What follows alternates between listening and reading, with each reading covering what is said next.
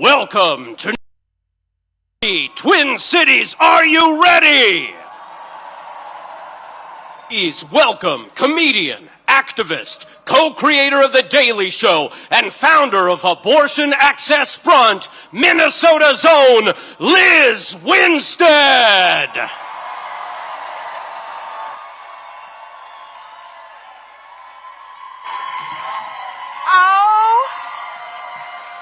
Oh my goodness. Hello, Minnesota! You know how to show up and show out. Are you so proud of yourselves? Please take a moment to be proud of yourselves, because we are here to do a lot of things today, to celebrate our work, to figure out how we continue to work, and then to be celebrated ourselves. So please, I hope you are ready. So I don't know if you know this or not, but we are the flagship rally of No King's Day, simply because we showed the world how you do it, y'all!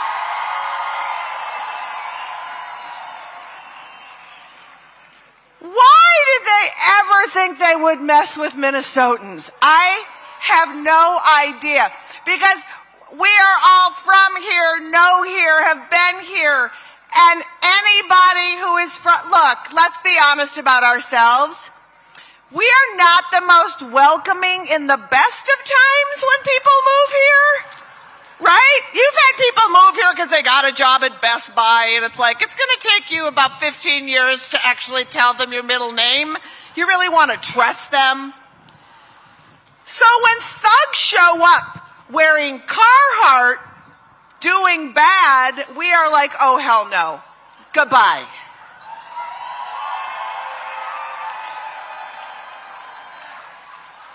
We do it with humor. We do it with rage. We also do it with tedium, which I love. You know, Minnesotans will be like, we don't like you here. We don't like you here. We don't like you here. You know, just the repetitive nature alone should have chased them out. But we are here because we know what ICE can do, but we are under attack from all sides. So many issues. I work on reproductive and abortion rights. I know. As we speak right now, Josh Hawley, the tallest ghoul in the Senate,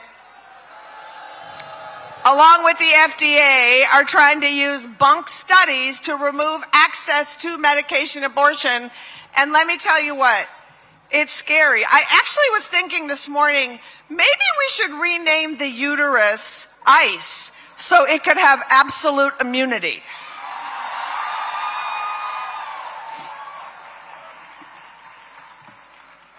But I'm so proud of you. You chased out of this state pure evil. You chased them out. You chased out the fun-sized fascist Greg Bovino. You chased out that evil Kristi Noem. Kristi Noem is so evil, I'm starting to think that her dog took his own life. Just couldn't take it. Is this my future? I need to get out. I'm taking the goat with me. All right. I am here simply to introduce some of the finest people I know. People who have worked hard, people who have worked hard organizing here, musicians who are using their art to really fight against fascism. So today's about healing, joy, regenerating to continue to fight the work, and getting marching orders as we move ahead. And so, our first marching order, get out your phones. Get out your phones, because I'm going to say this a couple of times throughout this block. So, I want you to text the word VOTE to 30319. What that will do is you're going to get plugged into the Election Protection Network, which is so crucial. And they'll call on you to monitor polling places, report voter suppression, and show up when it matters most, because democracy doesn't defend itself, but together we will. So, are you ready for some fun and for some inspiration? Let's get to it. First up, the dynamic chamber ensemble from the incredible Twin Cities Gay Men's Chorus, directed by Gerald Gurris, is Borealis. They're going to set our day with a song about struggle, resilience, and victory. The story of Minnesota, not over the last few months, but over the last year, and the story of who we are. Please welcome Borealis.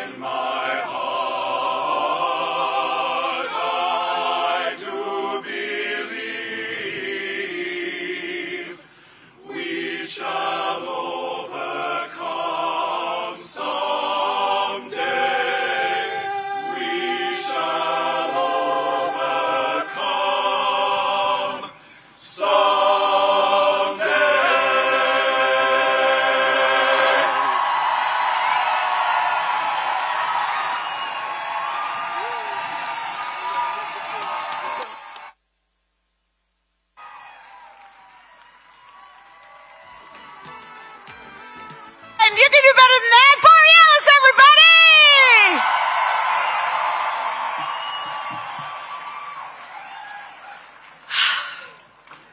Up next, an incredible duo with a song that has a message that is as old as time and is more important than ever. And quite frankly, the lyrics should be tattooed on our foreheads.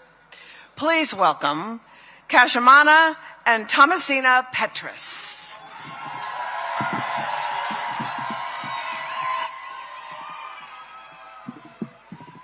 Oh, we love you, Minnesota! Yes! Love Minnesota! I'm Thomasina. I'm Cashimana. And this song is for each and every one of us and those who are contemplating becoming each and every one of us. This is Don't Buy the Lie. Y'all ready?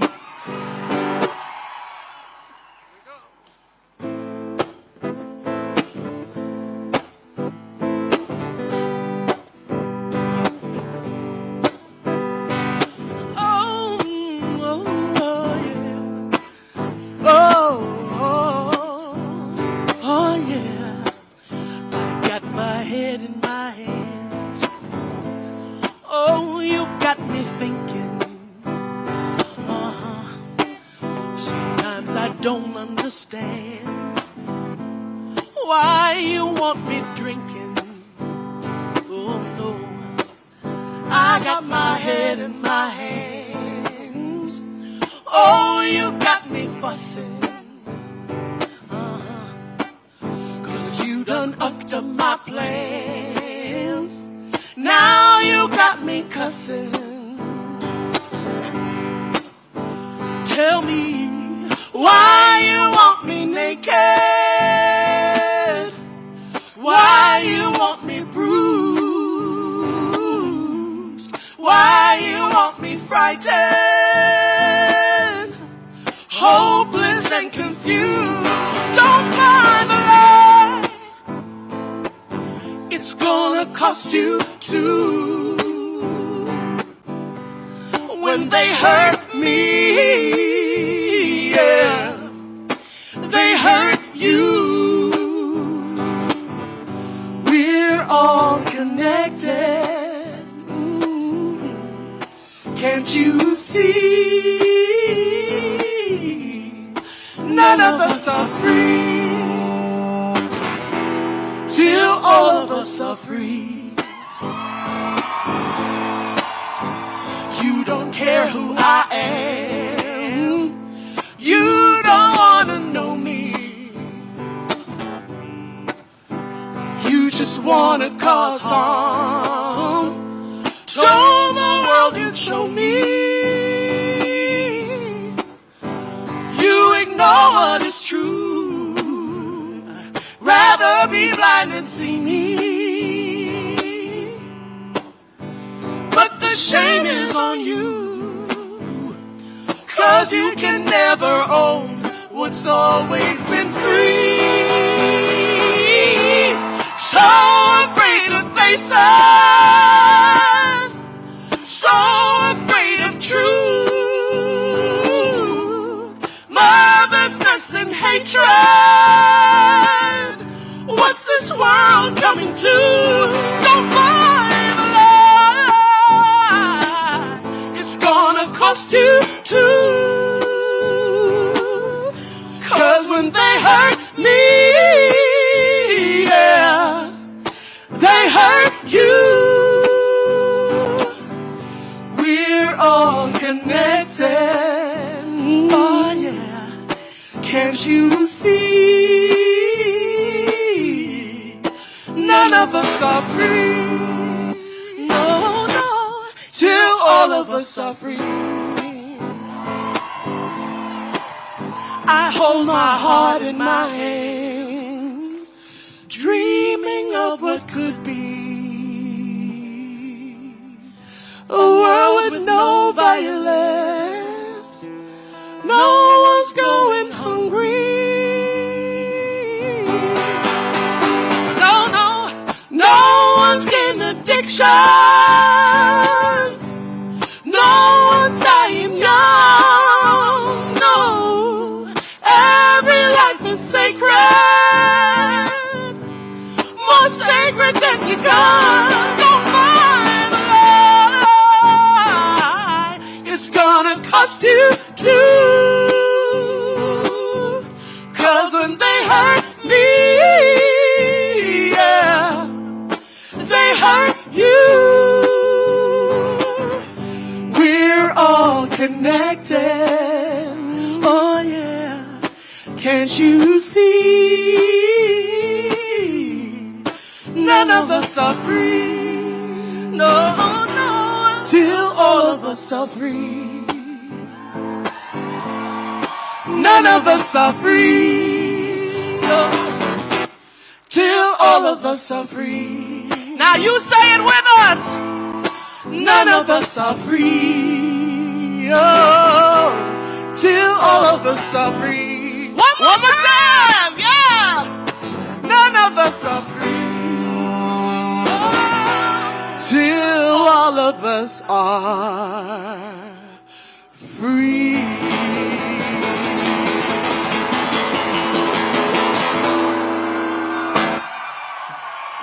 Gratitude, Minnesota! Thank you. Cashimana and Thomasina sending love.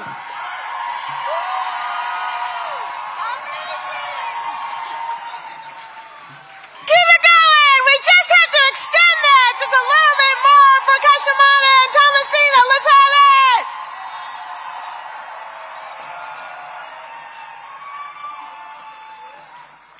What's the phrase? None of us are free till.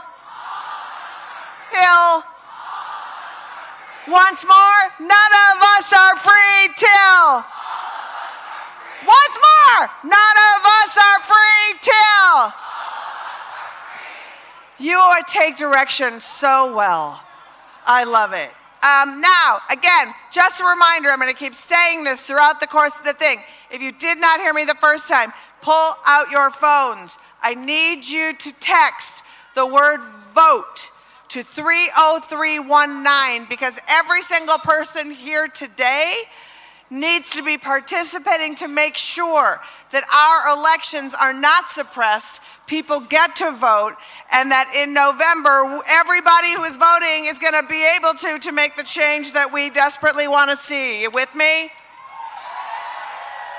Okay, you have several chances, and then I'm going to say it at the end also. So I really am counting on them getting flooded with texts. I'm depending on you.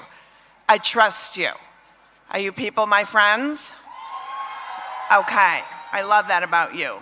All right, something that we know about our fair state is that music, and I'm going to also say comedy, is part of the resistance in a way that only Minnesotans know how to do it.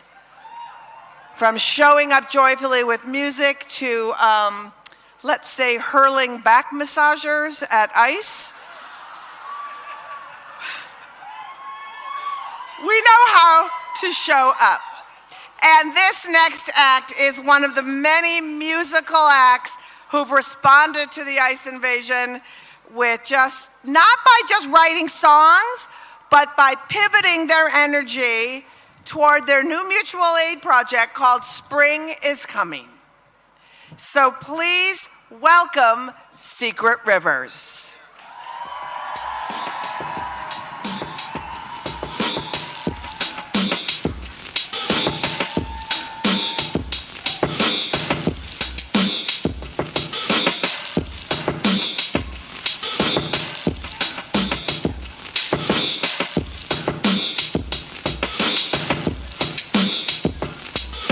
Hello, hello, hello, hello, check, check, check. Shout out to the sound people. Shout out to Copal, Unidos, Monarca, Immigrant Defense Network, Release Minnesota 8, Mirac, all the frontline organizers. Feeling good? I need a sec. Yeah, best thing we can do on a day like this is have it be the first step, not the last step. Find those frontline organizers, find those organizers who are showing up every day in our neighborhoods, join them, find ways to join them. I know y'all know that already, but it's important to say as we get set up here.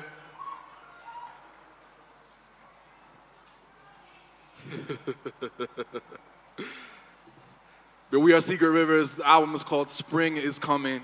The song is called Worthy of the Stone.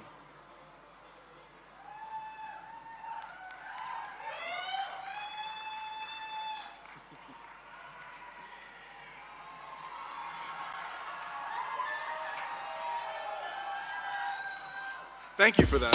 There we go.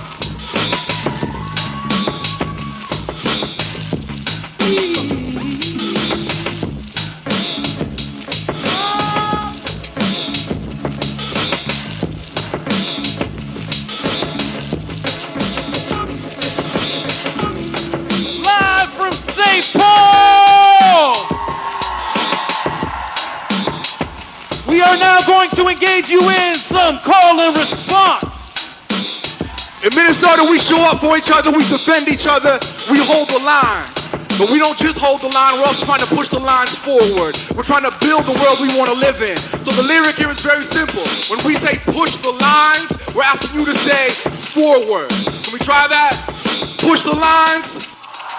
Push the lines. Push the lines. In Minnesota, we don't need to be nice. We can get salty on the streets of de-ice. Get out and observe, be cautious and learn.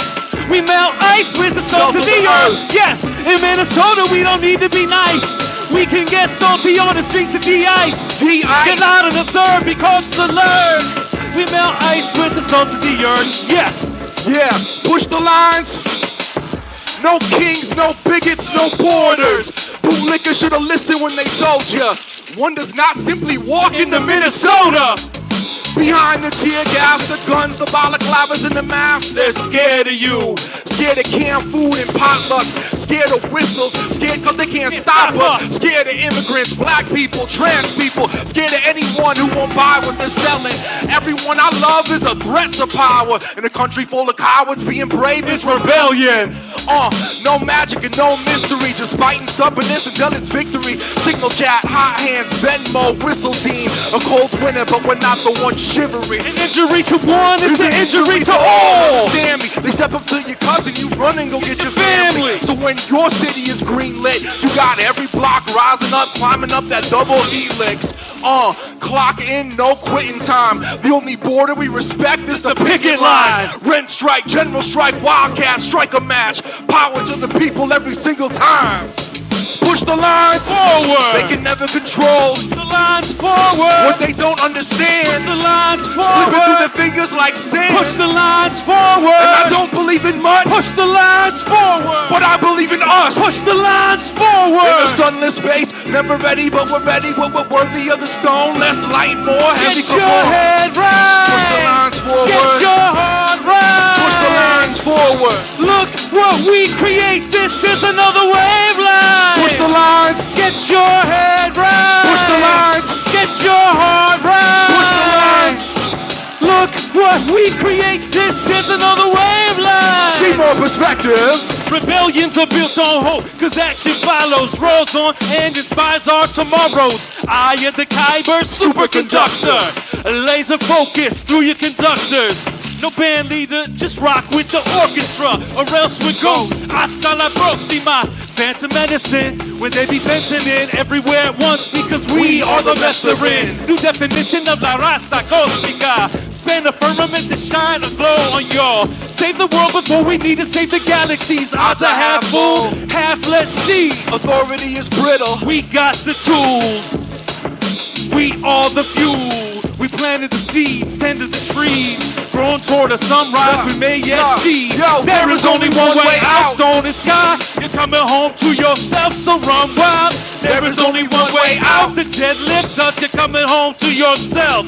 Get your head Make right. some noise, St. Paul. Get your heart right. Everywhere, everywhere. Look what we create. This is another waveline. Push the lines. Get your head right. Push the lines. Get your heart right. Push the lines. Look what we create. This is another waveline. All right, last one. Push the lines.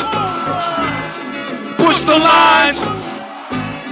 Push the lines.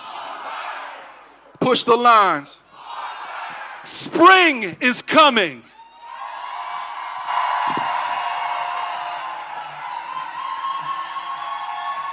Keep it going for Secret Rivers! Also, just because they're even more amazing than you thought, 100% of the proceeds from Spring is Coming goes to Neighbors Helping Neighbors for Twin Cities Ice Relief Fund. So we don't know how to do it without helping. We don't know how to do it. It's amazing. For how many of you is this your third rally? How many of you this is your second rally? How many of you this is your first rally? Incredible. From my vantage point, I'm staring and there are people, it seems to be almost all the way back to the cathedral.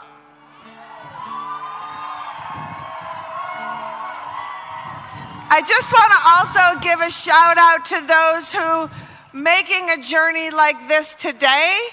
They have different abilities and this is hard, so the folks in the ADA section, a double thank you to you for coming out and understanding that your voices are as important as those who have the abilities to march. Let's give folks a round of applause for that.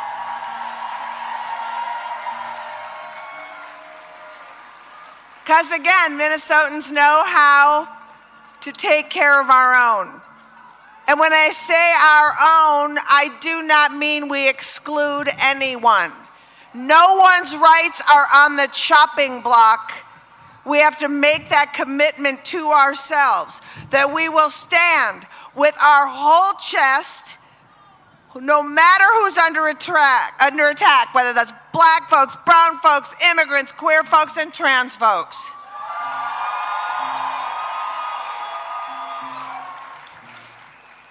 And our next performer is somebody who's been an activist in all those spaces, but especially for the transgender community since the go-go 80s. The go-go 80s. And was one of our first out trans performers in the country, and also somebody who I'm sort of starstruck. Hopefully I get to meet you after because I love your work. She's a glam punk rock musician who's paved the way for so many with her amazing courage and her incredible voice. And as the trans community is now facing unprecedented attacks, she knows that if we can change the world, the only way we can do it is if we all do it together. So please welcome the incredible Venus DeMars.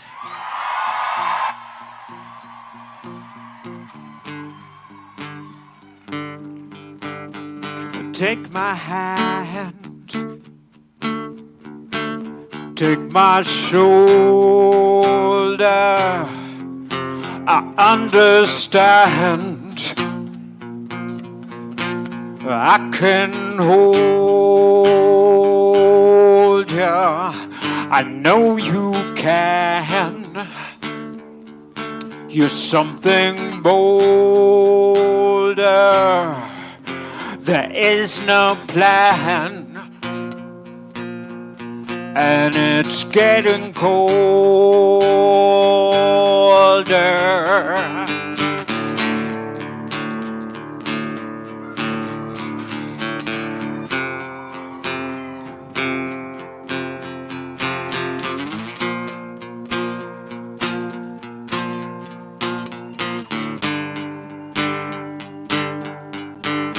Oh, my brother, see my sister. There are no others. There is no difference. I could be you. You could be me. We struggle onwards and desperately. There's too much fear. There's too much hardness. There's too much fear. It's never stop your hate. Stop your gun.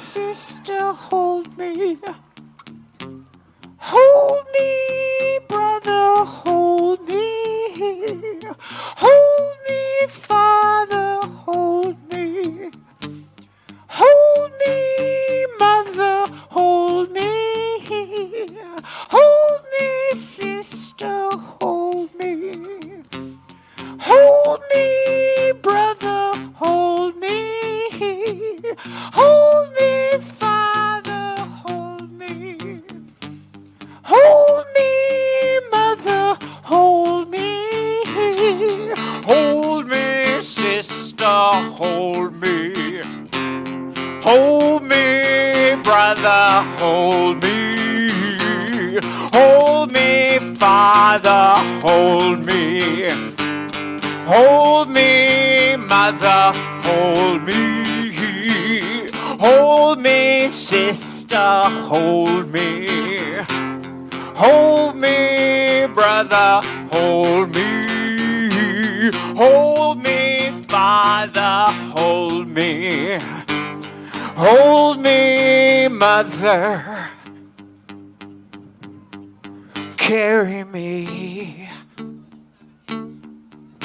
I'll carry you.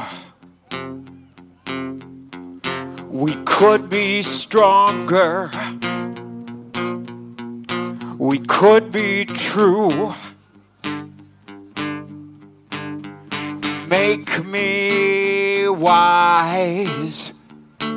Make me breathe. Make me feel you. Make me grieve. Thank you. Be strong, everybody. Be brave. We'll get through this. Venus Simmers!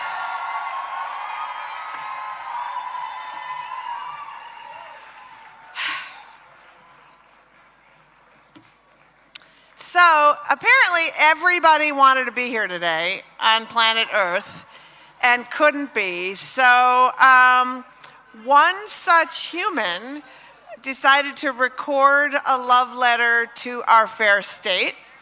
So look at your video monitors as a person not known for sending love letters is about to send us one. Hello, Minnesota. Every morning when I get up, I reach for my phone to look at the headlines of the day. And for some time now, I start every morning depressed about the latest outrage from our would-be king. I mean, it's amazing. Every fucking day, there's something new and crazy. But it's different on this day because all over the country, in cities and towns and factories and on farms, north, south, east, west, millions of us are coming together to declare no kings. It is indeed a beautiful, hopeful day in the United States of America. And you, Minnesota, are at the epicenter. It is your courage and your commitment that have inspired all of us. You have shown the power of nonviolent protest. You have shown bravery in the face of armed attack by government thugs. And you stood together and ran them out of town. Toast yourselves, pat yourselves on the back, take a bow, but don't take a break. Because today and everything that has gone before is just a start, a rehearsal for the big show that's coming. You know the arrogant would-be king is absolutely scared to death about losing his power and will do everything he can to hold on to it without regard to legality, morality, humanity, nothing. We will face greater challenges down the road. For everything you've done, thank you. And now expect to be asked to do more. I know you will answer the call. Thank you.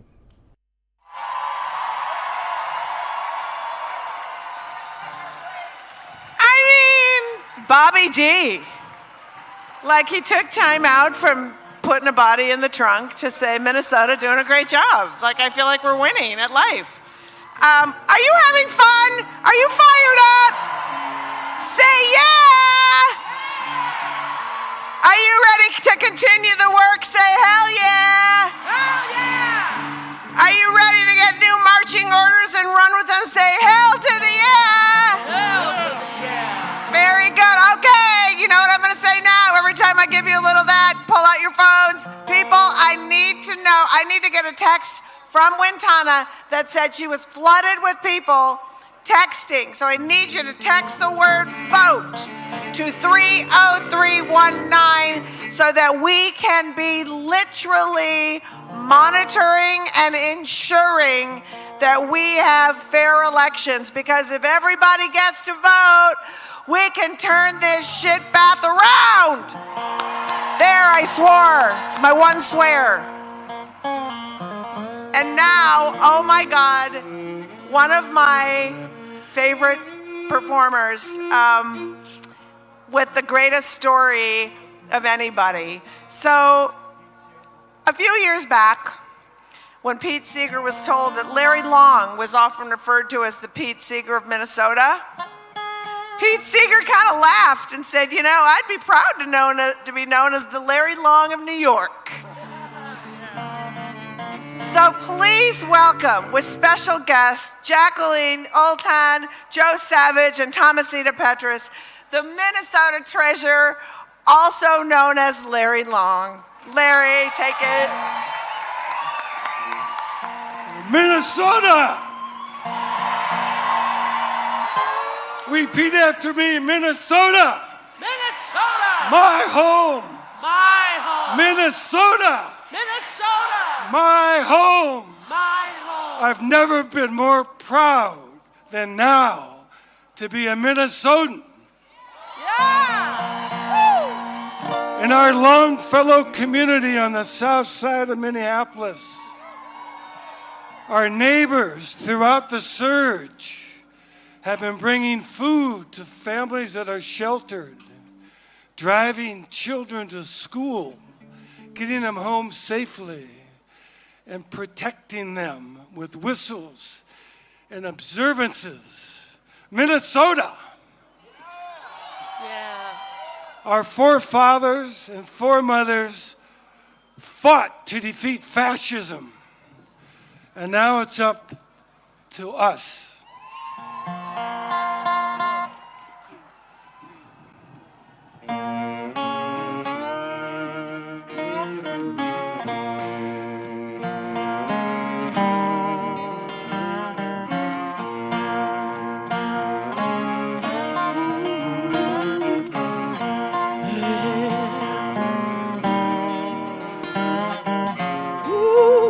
Beneath your coat and too long tie, there's a burning cross you can't hide. Instead of bridges, you build walls, all for you and none for all.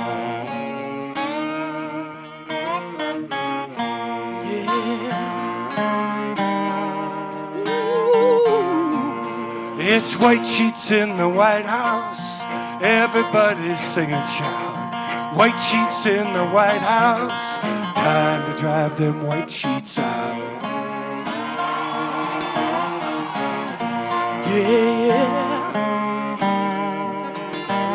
oh yeah. Just like your father, everybody knows,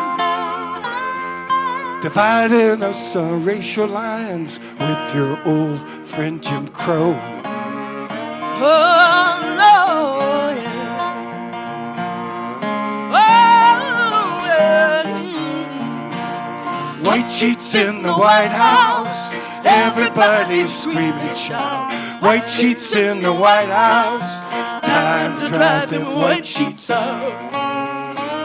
Drive them out.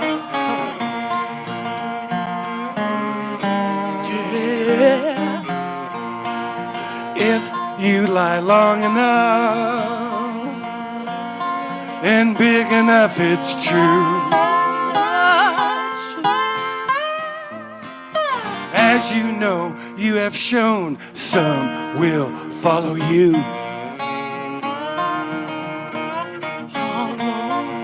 Now you've got them terrorized,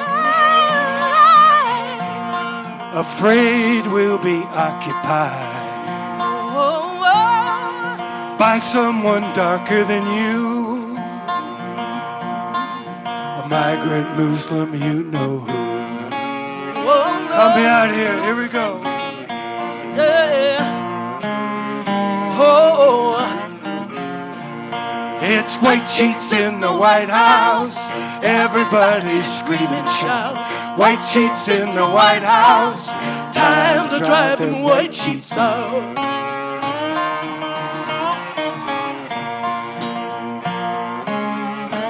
Oh, drive them out. Tell me, where were your soldiers down in Charlottesville when those neo-Nazis marched and that brave woman got killed. Oh no, no, no. It's white sheets in the White House. Everybody's screaming, shout. White sheets in the White House. Time to drive them white sheets out.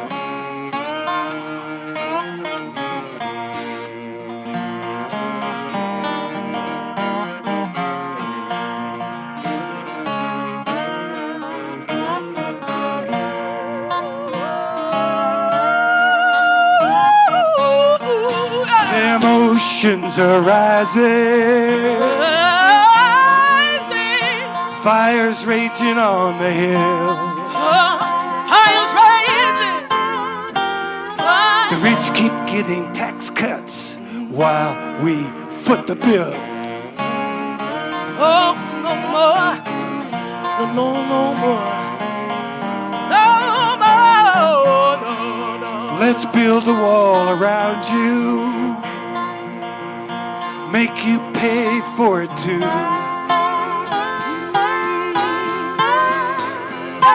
We will be great again on the day when your term is through. Oh, glory, glory, glory. It's white sheets in the White House. Everybody's screaming, shout. White sheets in the White House. Time to drive them white sheets out. Time to drive them white sheets out. Come on, y'all! Time to drive them white sheets out. Time to drive them white sheets out. Minnesota! Minnesota! Minnesota! Cashimana Petrus, Jacqueline Alton, Joe Savage. Thank you. Larry Long. So, something that I believe to be 100% true is sometimes the power of silence. And in a group this large, as we celebrate the work we've done here, talking about ICE, I would love if we could have in this massive group just a moment of silence for some of the folks, and I can't remember all of them, so I'll say as many as I can remember, who have fallen victims to this regime. The people who have been horrifically targeted by ICE, the people who have been horrifically targeted by law enforcement, the people who have been horrifically targeted by Netanyahu and Trump and their goons, the people of Palestine, the people of Iran. Let's just take a moment of silence to show them that 500, whatever the heck is here, can take a moment to internalize and send vibes to those who have been harmed.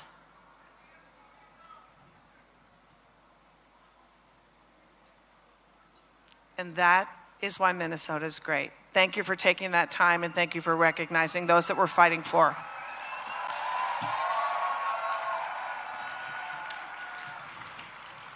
I just thought that moment of silence might be a nice little way to introduce our next person who's coming to the stage, who is a traditional healer, a singer, and a member of the Ojibwe Nation.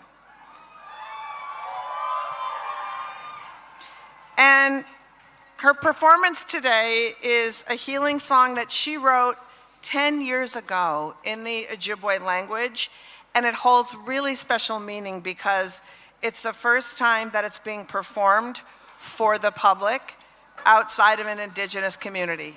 So you are in for something special. It is really an honor to welcome Dorene Day Wobanukwe. Wobanukwe, my bad.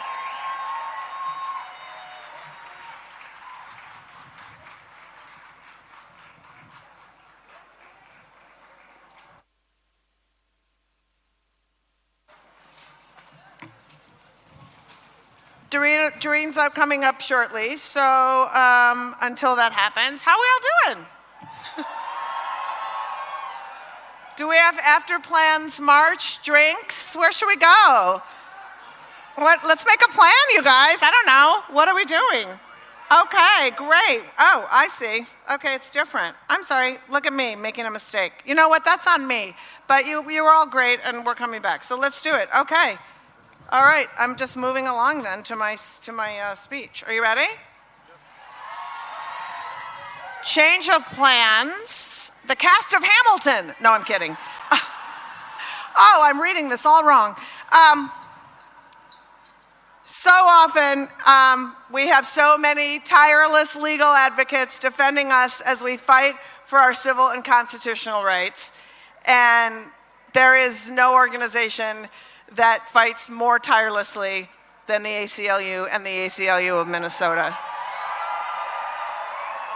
So it is my great privilege to welcome to the stage the Executive Director of the ACLU of Minnesota. Please welcome Dee Binder-Mayo!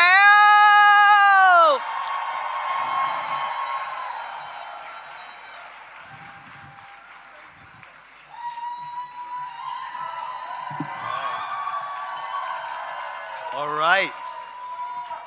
Thank you, thank you. How we fight and how we lead will dictate the world that we create. I will say that again. How we fight and how we lead will dictate the world that we create. For 100 years, the ACLU has fought to protect our rights to free speech, our rights to equal protection, our rights to due process, regardless of the party in power, and we are proud to have filed over 200 legal actions against the Trump administration. And we remember here in Minnesota just a few short months ago when we found ourselves in the center of a storm once again. Amidst the discriminatory arrests and assaults, the targeting of our neighbors and our leaders, the racial profiling, and the unprecedented abuse of executive authority while the world watched, Minnesotans did not waver. Minnesotans did not hesitate. Minnesotans did not capitulate. No, Minnesotans held their ground and showed the world what the words "we the people" really mean. Minnesota, because of the way you led, you have carved new ground that will forever be part of this nation's legacy. Minnesota, because of the way you led, you showed the world that control and uniformity is not power. Unity is power. Unity is power. And the unity of diverse voices is one of the most powerful forces in American history. And that is why it is more important than ever that we continue to push. We continue to keep the pressure up. We continue to fight. The ACLU will not stop because we know you won't stop either. Because we the people will not be silenced. We the people will not be intimidated. We the people will not trade away our rights. We're going to keep going forward, and we are going to fight for all of our rights, for all of us. All of us. All of us. Thank you.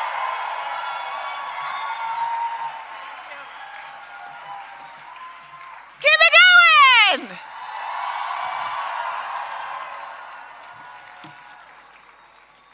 Okay, back on track. Feeling good.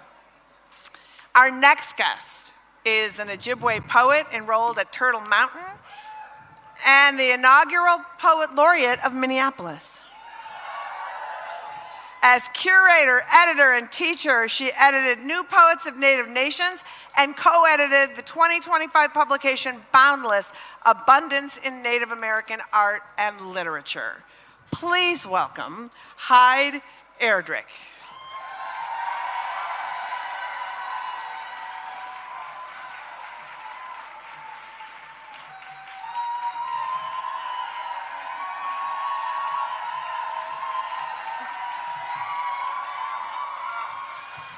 Bonjour and Danawe Maganadok.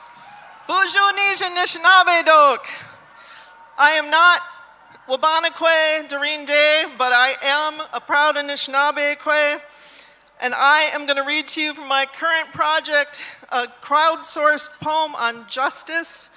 The Twin Cities are home to the best poets in the English language, the Dakota language, the Anishinaabe language, the Somali language, and more.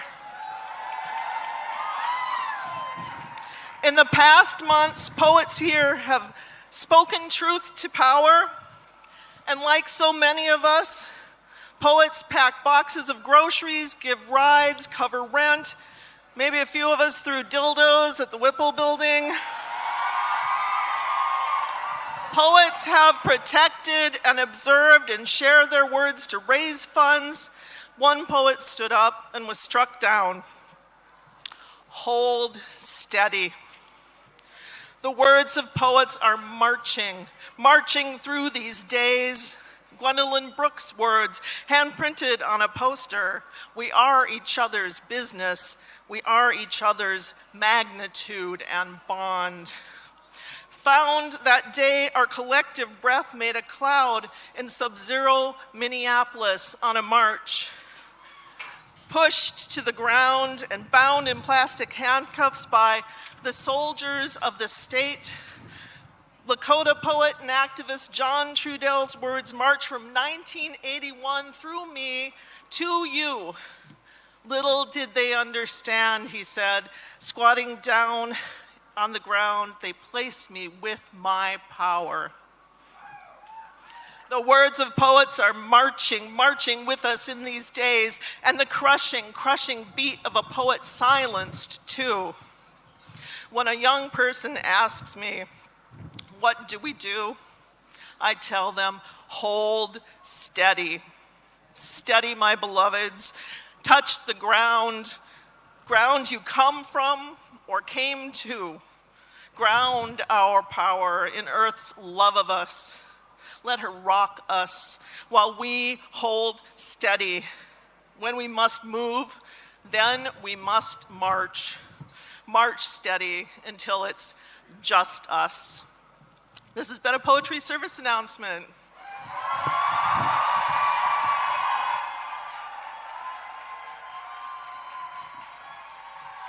Keep it going for Heid Erdrich!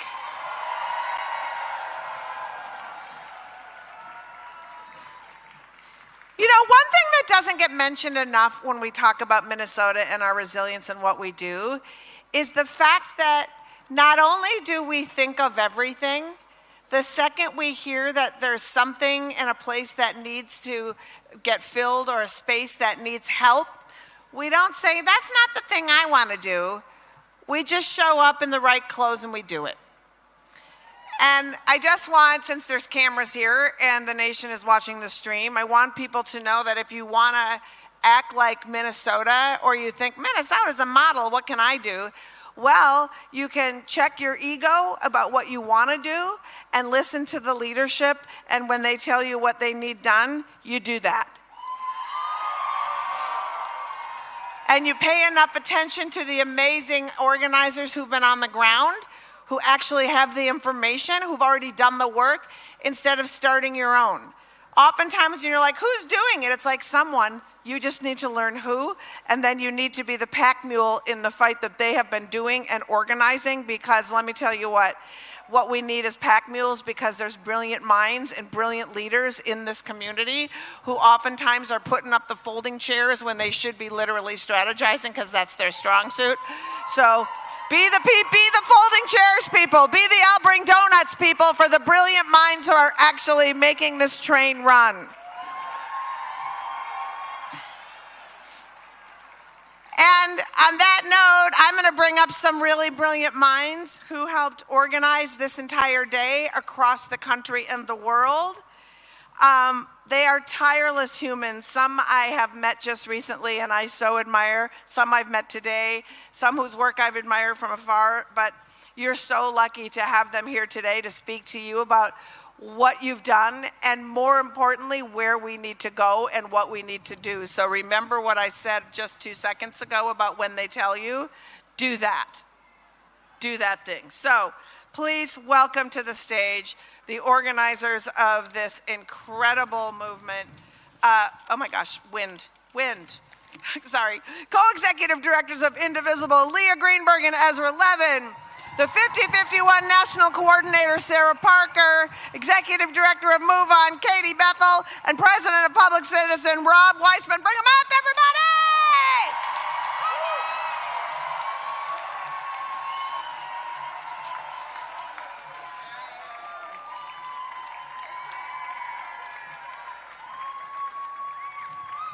Put that up a little bit.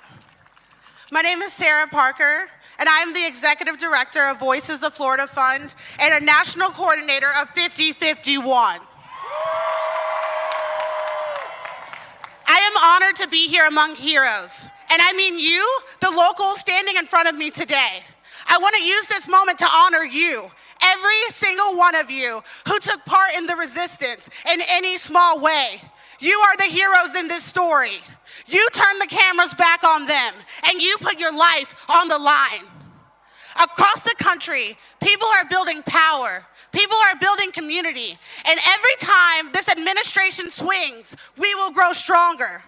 Every time our neighbors are kidnapped by masked men, we will grow bigger. And every time they think we are losing hope, we will become more determined. We are the linchpin in our democracy.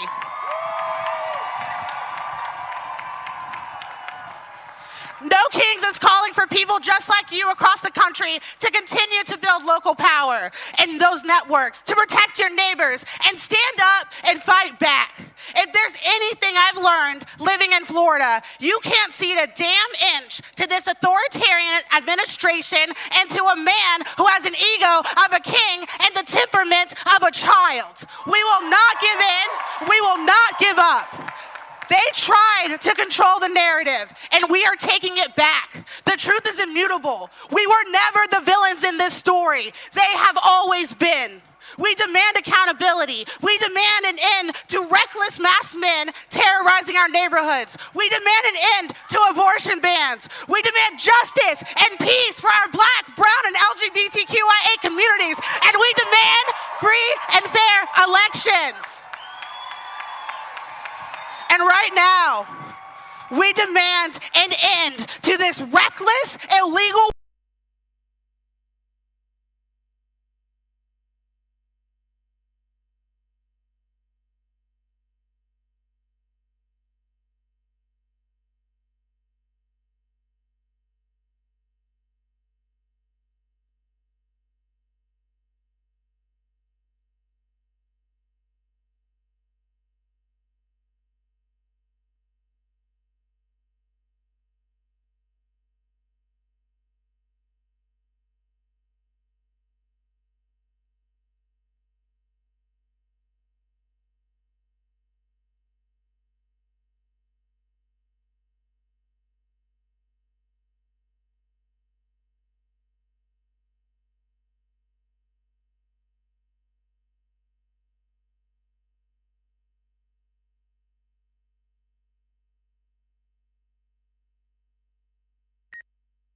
to be here because Minneapolis and the state of Minnesota, you show up. When times get up,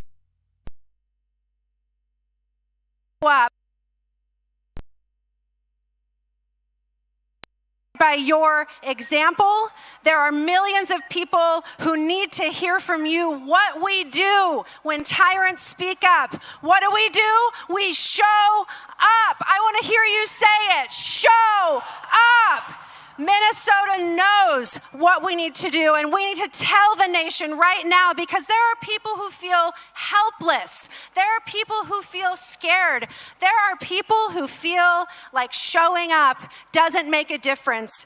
But you know all of this matters. You know, what do we do when they try to trample our rights? What do? We show up.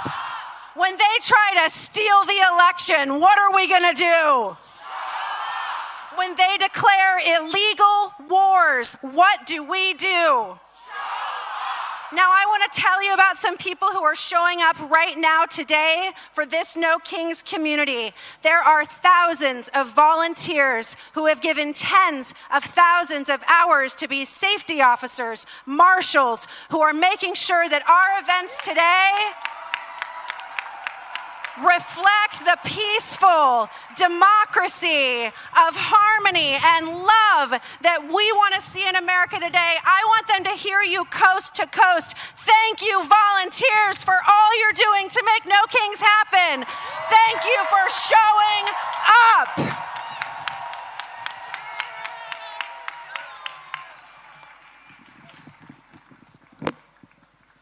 Brothers and sisters and friends, my name is Rob Weissman. I'm with Public Citizen. You beautiful and heroic people showed our country and reminded the world that the opposite of authoritarianism is not just justice and democracy and freedom. It's also solidarity and community and love and neighbors. And persistence. And now, as we rally here, 100,000 or more strong and across the nation in the largest day of protest in American history, we have to persist. We have to persist to end this illegal, unconstitutional, and devastating war on Iran, and make sure that Congress does not give a penny more to pay for or extend this war. We have to persist to make sure we have free and fair elections, that everyone can vote, and that all the votes are counted. And we have to persist to win our yes agenda. Yes to health care for all. Yes to tax the rich. Yes to the clean energy revolution. Yes to overturn Citizens United. Yes for a living wage. Yes to make sure every person has the right to organize into a union. Yes to make sure there is equality for every human being living in the United States, whatever their status, whatever language they speak, whatever their gender. Now say this with me, my friends. Say this with me. No kings, no ice, no war. Democracy is what we're fighting for. No kings, no ice, no war. Justice is what we're fighting for. No kings, no ice, no war. Healthcare and human rights and dignity and freedom and love and peace is what we're fighting for. No kings, no ice, no war. No kings, no ice, no war. No kings, no ice, no war. Thank you. You're beautiful.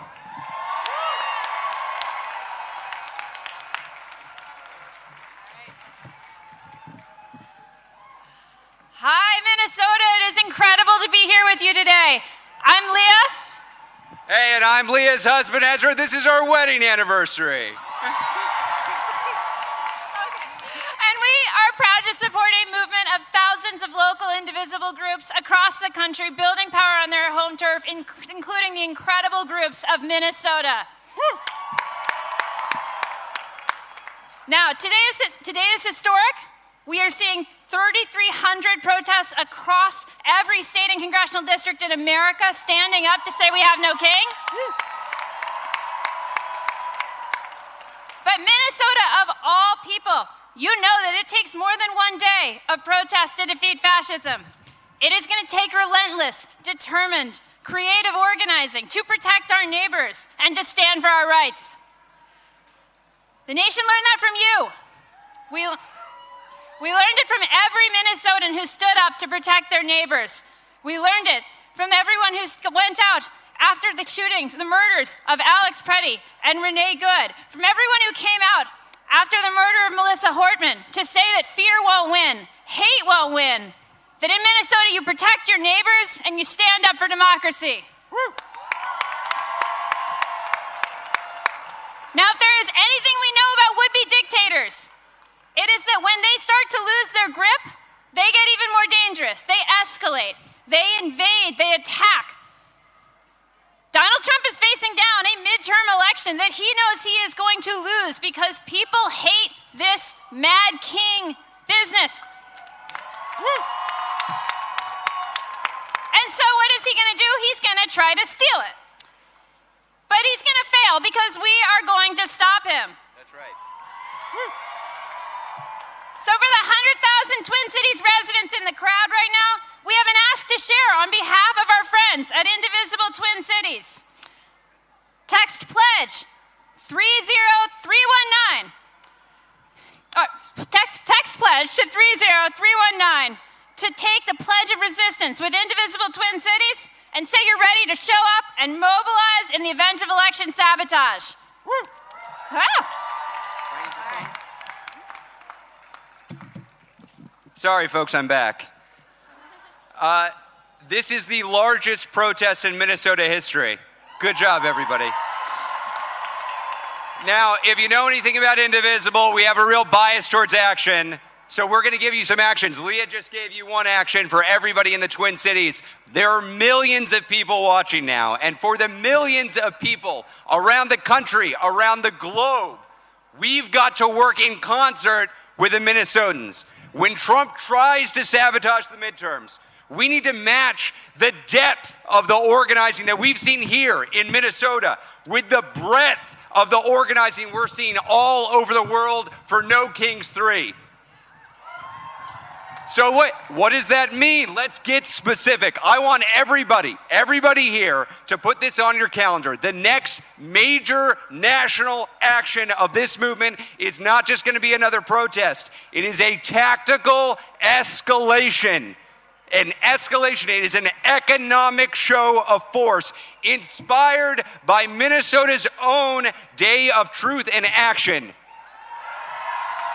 We all saw this. Thousands of teachers and nurses, community leaders, faith leaders showing up in sub-zero temperatures, showing this state that they were not going to put up with business as usual while a secret police goon squad was murdering Americans in the streets. We need to do that nationally, y'all. We need to do that all over the country. So on May 1st, on May Day, across the country, we are saying no business as usual. No work, no school, no shopping. We're going to show up and say we're putting workers over billionaires and kings. Minnesota, we cannot thank you enough for the courage you've displayed, for the instruction you have given. We are going to build on that courage, on that sacrifice, on that dedication, on that organizing. We are going to demonstrate that regular people are the single greatest threat to fascism in this country. It's up to all of us to walk that path. So say it with me as we heard from Rob. No kings, no ice, no war. No kings, no ice, no war. No kings, no ice, no war. No kings, no ice, no war. How many kings? How many kings? Damn right. See you May 1st.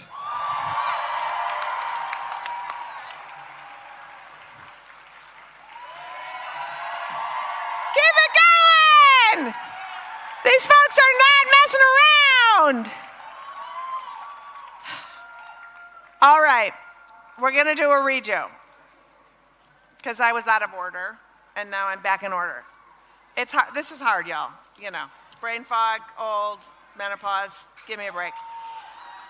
Now we're going to I'm just going to read it again because the importance of this next speaker is really incredible. A healer, a singer, member of the Ojibwe Nation, here to perform a healing song that she wrote in the Ojibwe language 10 years ago. And it is so special because this is the first time the song will be performed outside of the indigenous community. So please, let's start now. welcome to the stage, Dorene de Wamanukwe.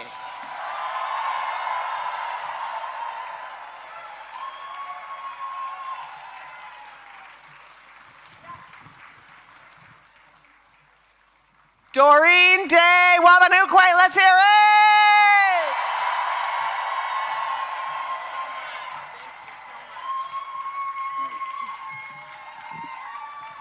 Bonjour, Indenerwema Gunny Dog.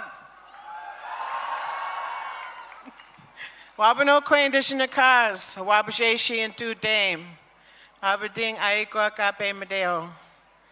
Anishinaabe Wa King. Our ancestors are always with us. This is a healing song for all of those that have suffered during this time. Go come sinan giwitaki shigung no jimoyan ishibimosed no jimoyan ishibimosed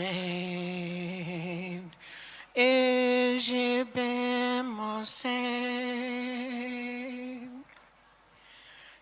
go come sinan giwitaki shigung no jimoyan ishibimosed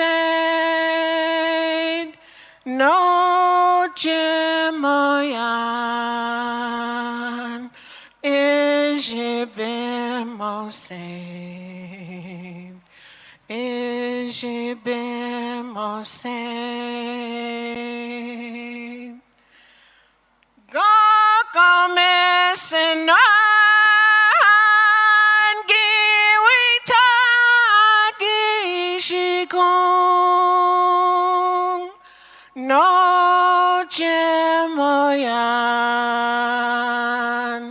ishibimosed no jimoyan ishibimosed ishibimosed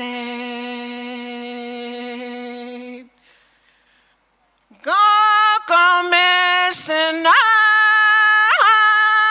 giwitaki shigung no jimoyan ishibimosed no jimoyan ishibimosed ishibimosed.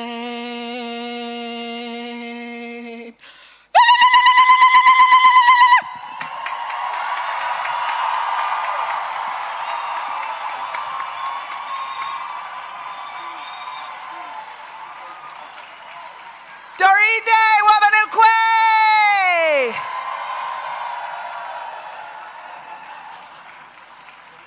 So y'all, being that a big part of this day is a tribute to all of you, we have another video from another super dope person who couldn't be here but wanted to lend his voice in a sort of montage of all of the great work that you did. There will not be enough dildo throwing in this video, I will warn you, but that's just the world we live in. I'm so sorry.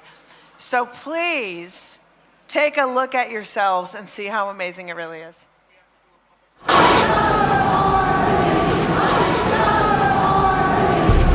I'm here to tell you a story about Minnesotans.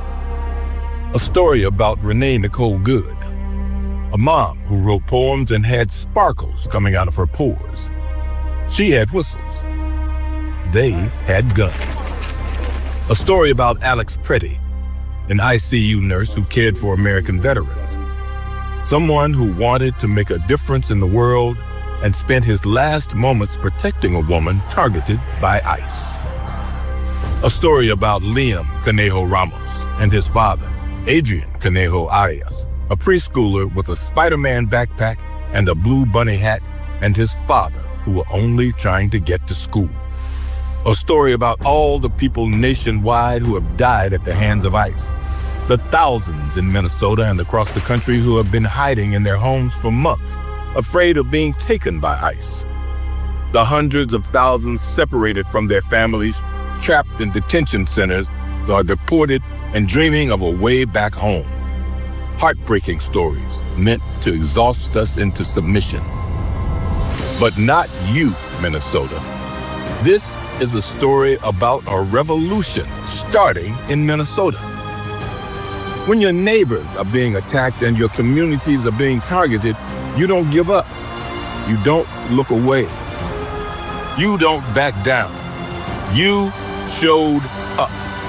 Protesting by the thousands, sub-freezing temperatures. Delivering groceries to neighbors in hiding. Driving friends to doctor's appointments and walking children to school. The heroism of ordinary people doing extraordinary acts of resilience who showed the world what courage looks like. I'm not cold. I'm not afraid. Minnesota taught us to be brave.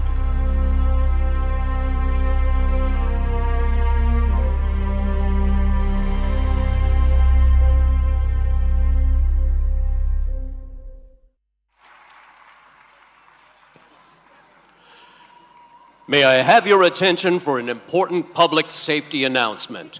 Once again, Minnesotans have shown up. But anytime we have a crowd this large, it is possible for people to become separated. If you have become separated from your family or your group, the place to meet is the Lost and Found area located on Reverend Martin Luther King Boulevard.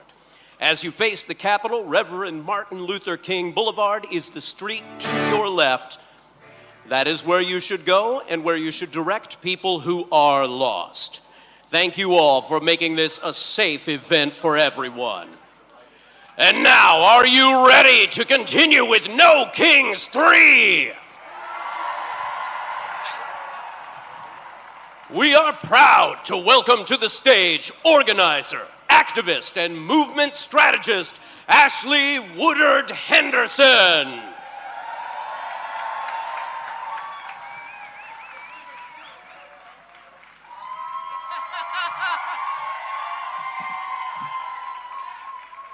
Why are we in this situation that brings us down? Can't you see we are losing patience with oppression now? The people will rise, the people will rise, the people will rise. Sing with me. The people will rise, the people will rise, the people will rise. It looks like you're mighty risen today. It looks like you're mighty risen today. My name is Ashley Woodard Henderson, and I'm going to be your friendly MC today for this No Kings 3 flagship rally. How you doing? Look at this historic moment that Minnesotans built. Not a moment that happened to Minnesotans, but the moment you built. You built this moment. We are standing miles from where federal agents took the lives of Renee Good and Alex Pretty. We're standing in the shadow of the Capitol where Melissa and Mark Hortman lay in state, murdered the morning of the very first No Kings, because a man with a hit list tried to stop what we're doing right now. We honor them today. And I need you to understand one more fundamental truth about where we're standing. This is not just a rally site, my friends. I know if you look around, you might think it to be. But this isn't just a rally site. This is a place where a wannabe king sent 3,000 federal agents to terrorize your neighbors. Stephen Miller drew up the blueprint. Y'all heard of that little thing, Operation Metro Surge? They thought it could break Minnesota. They didn't know Minnesota.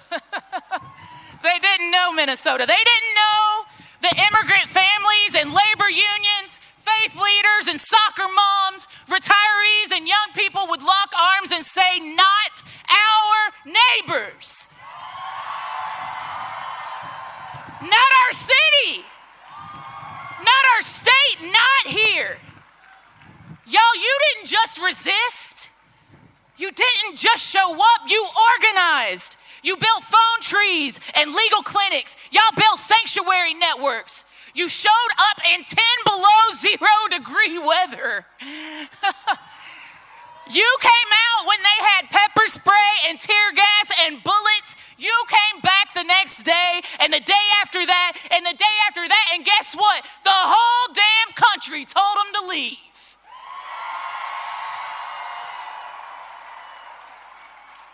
And guess what, y'all? Kristi Noem and Greg Bovino, peace, they gone, right? The Twin Cities, the land of 10,000 lakes, guess what? Y'all still here, look around. We out here. That's not just a one-day protest, my friends, that's building power. You all are showing us why we ought to be here. Because Minnesotans proved to our entire country something that we all need to take seriously and learn. We do not wait for permission to protect each other. We do not beg a wannabe king to do the right thing. We organize. We refuse to comply or cooperate with evil forces in high places. When they demand our complicity and quiet disobedience, we do the right thing. We build people power together. And it wasn't just here. It was Los Angeles and Memphis and Washington, D.C., Chicago, Portland, Charlotte, Denver, Atlanta, Newark, Philadelphia, Seattle, Nashville. It was communities across our country. This administration will not win. They will not win. And we will make it clear as they try to prove to us that they will use force against our people, even when we are peaceful. Across our country, our people have made it clear back. We will not be broken. In June, 5 million people took to the streets. In October, 7 million. Right now, right this second, there are 3,300 No Kings actions happening across 16 countries.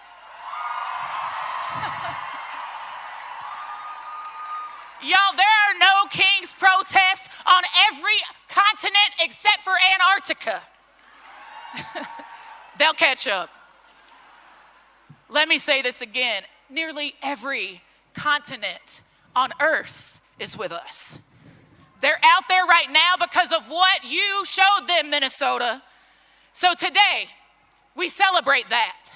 Today, we lift up the people who made this moment happen. Today, we sing and we march and we stand together on this beautiful day at this Capitol and we let them hear us. Do you want to be heard today?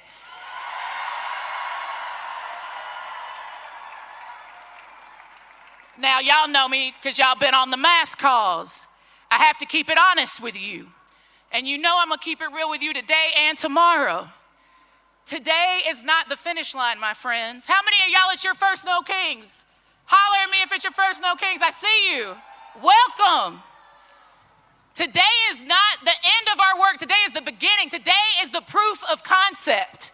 What you built here in Minnesota, every single community in this country needs help to build. And they're gonna need your help. Y'all, today, we're gonna have a beautiful day, right? We are gonna be powerful together today, right? We are going to be disciplined in our nonviolence today, right? We're going to build power together. Let's honor the people that we have lost.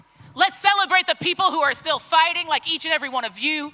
And let's get ready, because what comes next is going to require every single one of us. Y'all, I want to hear you say it. No ICE, no war, no billionaires, no kings. I think you can, if I don't believe you, they're not. No war, no ICE, no billionaires, no kings. Are you ready? Are you ready? Let's go!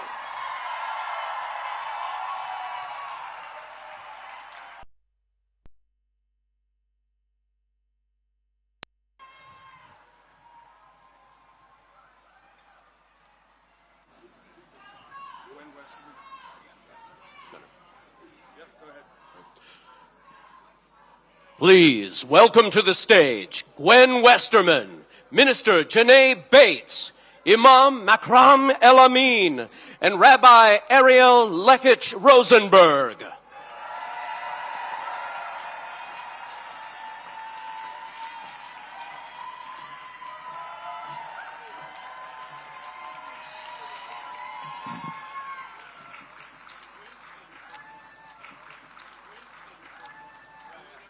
Hamitakiapi. Hello, my relatives. Ampetukinde ampetuwan yupia kaata chike. Owashte wayankapi windemie damakota. De dakota makoche. Ohani unkiksuapikte.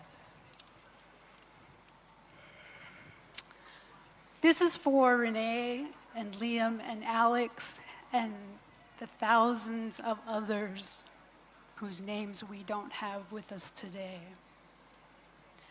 When we stand together, possibilities seem endless, but only for those who can look up. How do we reconcile azure sky above white clouds with what is obscured below? The winding rivers, the broken hearts, the soulless eyes, the brush of wings, the lost dreams. Possibilities are endless, yet the needs are beyond measure. When time has run out and ties have been broken, when speaking out means losing your life, when chaos abounds and there is no shelter, when protecting a woman means losing your life, who recognizes her talent when she has no hope? Who lends a hand when he cannot get up? Who welcomes them when all the doors close? The possibilities are endless when we stand together. Reach out, join hands, look up. We are Minnesota strong.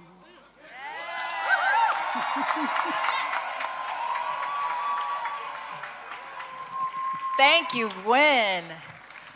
Hello, Minnesota. I am Minister Janae Bates Amari. I am the co-executive director of Isaiah and Faith in Minnesota in this awesome state. And can I keep it real with you all for a minute? Can I keep it real with you all for a minute? I'm going to talk very, very clearly, fully, and unapologetically as a country who are using something called white Christian nationalism.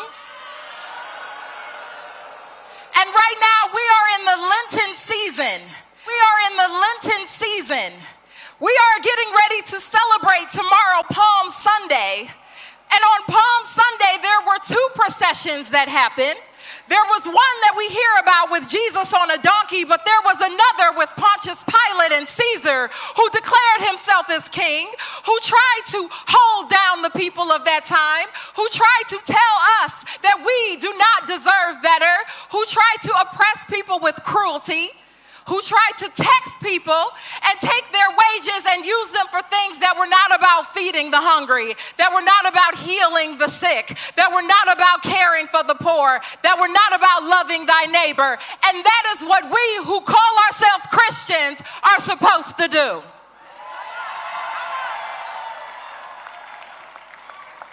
And so as thousands of Christians are prepared to come right back here tomorrow at 2:30, right back here at this Capitol, we are coming together to declare that Christians need to stand up right now at this time.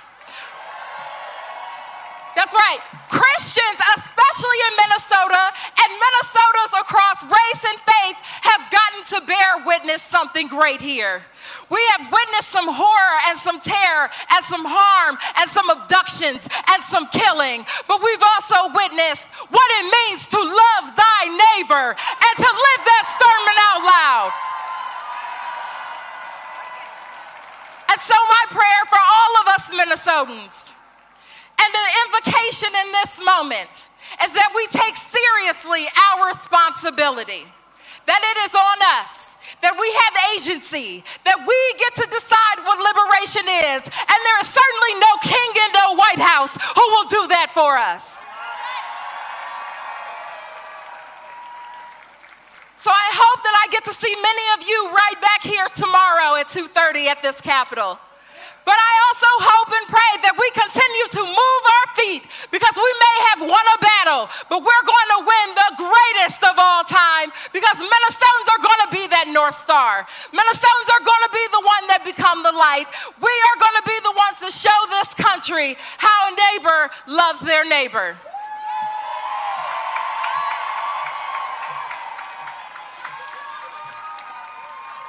Greetings of peace. I greet you with the universal greeting of peace. Assalamu alaikum. May God's peace be with you. I am Imam Makram El-Amin, and I stand before you today as a Muslim. I stand before you as an imam, as an African-American man whose very existence is rooted in the struggle for dignity, justice, and freedom. Oh God, the creator of all, Lord of humanity, you created us from a single soul and made us nations and tribes that we may come to know each other. We ask you this day to bless this gathering, not just for our presence, but for our purpose, not just for our voices, but for our courage. We stand together in this moment where power seeks to concentrate itself in the hands of a few.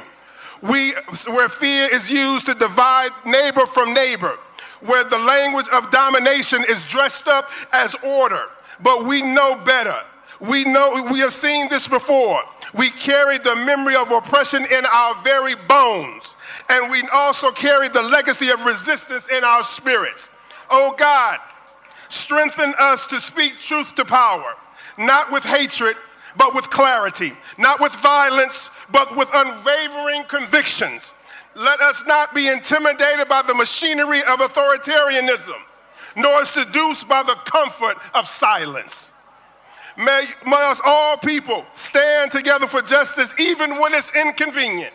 Make us people who protect the vulnerable even when it costs us something.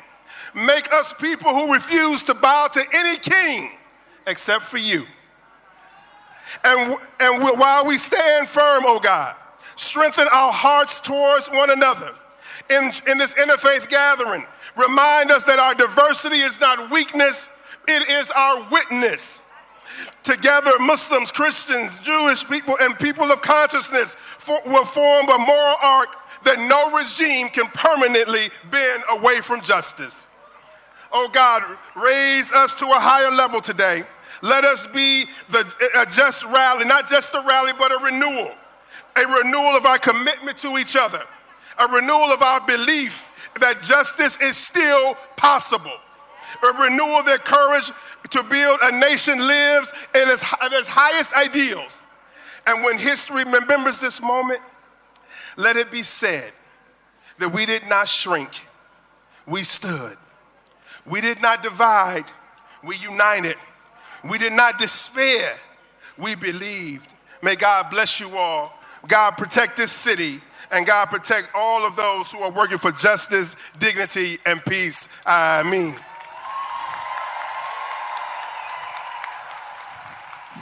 Good afternoon, Minnesota. You're beautiful. My name is Rabbi Ariel Lekach Rosenberg. I'm the rabbi of Sher Tikva in South Minneapolis. I am so honored to be here today. Will you sing with me? Will you sing with me? No one is getting left behind this time. No one is getting left behind. No one is getting left behind this time. We get there together, never get there at all. We get there together, never get there at all. We get there together, never get there at all. So dear ones, welcome to this epic family reunion. And what a family we are. The people of Minnesota, with our whistles, with our cell phones, doing everything we can to stop the federal government's invasion of our home. Everything we can to stop authoritarianism. Now, Jewish people will tell the story this week around our Passover tables of our ancestors leaving the narrowness of oppression as an Erev Rav, as a multiracial, cross-class, intergenerational multitude, an enduring coalition. Our ancestors crossed the sea with their neighbors. They would not leave each other behind. And in Minnesota, we have created an ecosystem of resistance in the face of fascists and white Christian nationalists. Bound together, we work to keep each other safe. And these oligarchs, they're scared of our network of neighbors, this web of care, and they should be. And we're here together today to say no. No to the abductions, no to the brutality of this federal invasion, no to fascism, no to any leader that attempts to lead without the will of the people. But we are also saying a loud and beautiful yes to the world that we want, yes to repairing our communities, yes to our shared dignity, yes to our defiant joy.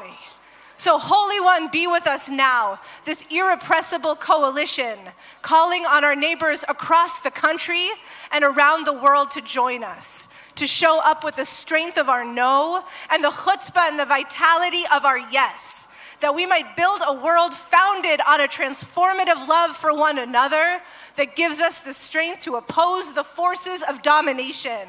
So Holy One, make us a people who say yes and yes and yes to one another. Yes to creativity, yes to courage, yes to belonging to this expansive and expanding coalition.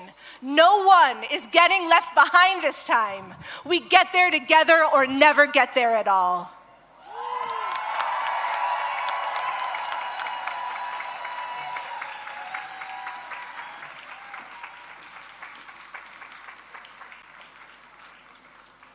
No Kings is proud to welcome to the stage the 41st governor of the great state of Minnesota, Tim Walz, and First Lady Gwen Walz.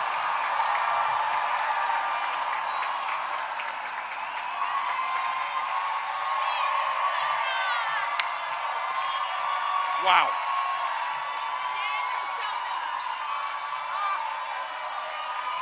Hello, Minnesota. Welcome to the freest state in the nation. A state where you love who you choose to love. A state where you make your healthcare decisions. A state where you worship or not according to your own beliefs. And maybe most importantly, a state where everyone belongs. Thank you to all the organizers. Thank you to our sisters and brothers in labor for the work you do every day and being here making this possible. Look, when the wannabe dictator in the White House sent his untrained, aggressive thugs to do damage to Minnesota, it was you, Minnesota, who stood up for your neighbors, who stood up for decency, who stood up for kindness. And at this moment that we are still in, when democracy itself seems to be at risk, it was Minnesota who said, not on our watch, not on our watch.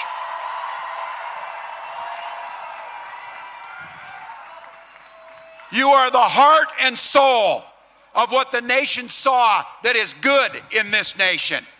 But make no mistakes about it. They did damage.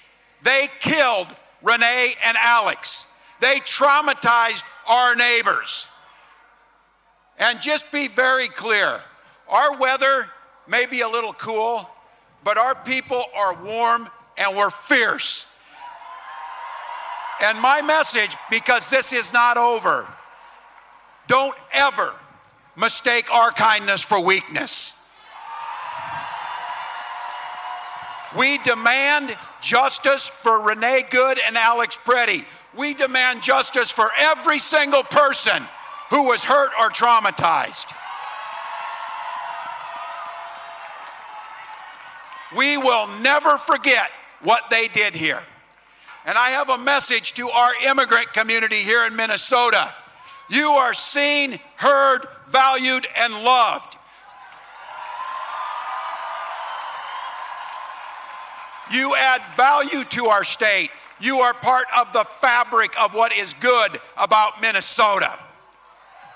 And I have to tell you, that is a hell of a lot more than I'll say about anybody in the White House.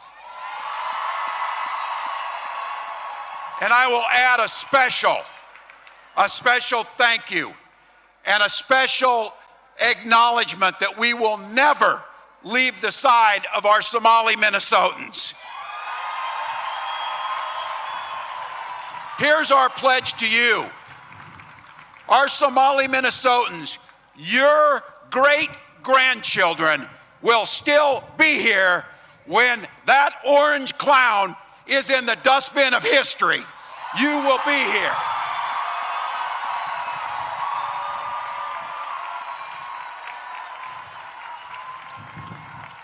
They call us radicals. I see that the president said it's a bunch of radicals.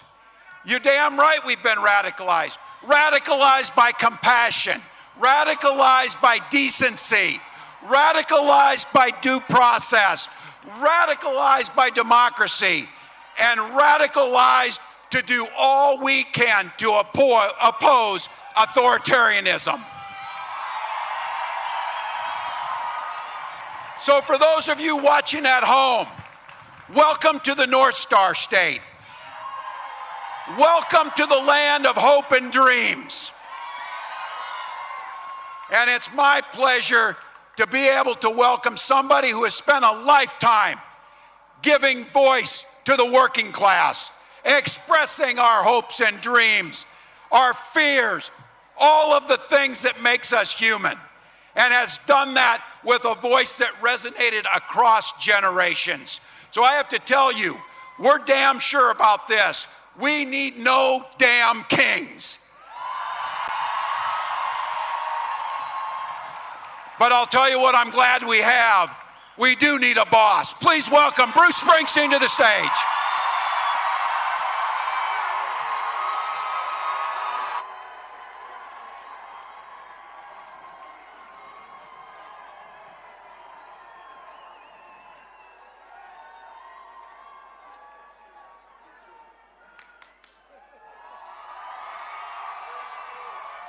Hello, Minnesota. Hey, it's turning into a beautiful day.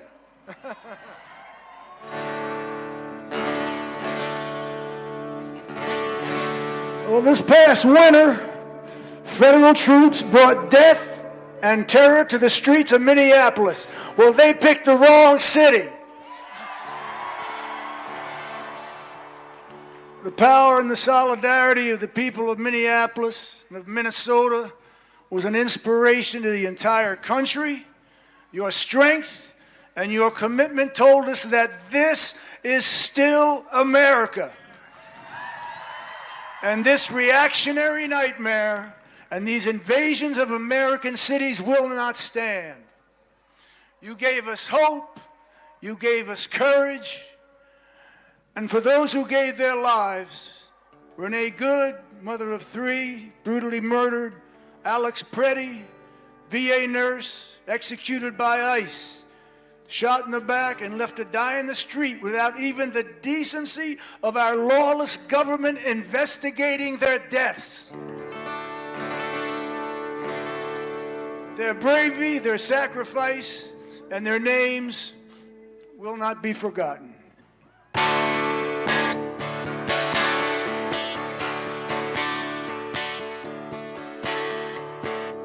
Well, through the winter's ice and cold, down Nicollet Avenue, a city of flame fought fire and ice, 'neath an occupier's boots.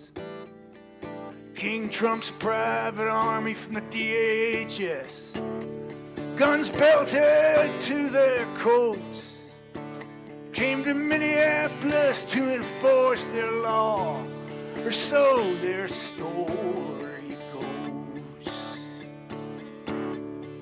Against smoke and rubber bullets, well, by the dawn's early light, citizens stood for justice, their voices ringing through the night. And there were bloody footprints where mercy should have stood. 2 dead left to die on snow-filled streets, Alex Pretty and Renee Good.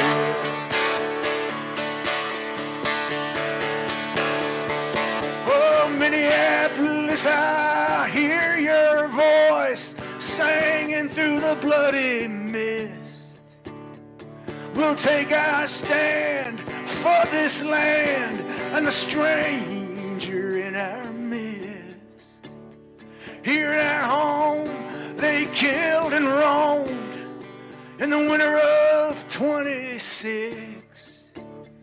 We'll remember the names of those who died on the streets of Minneapolis.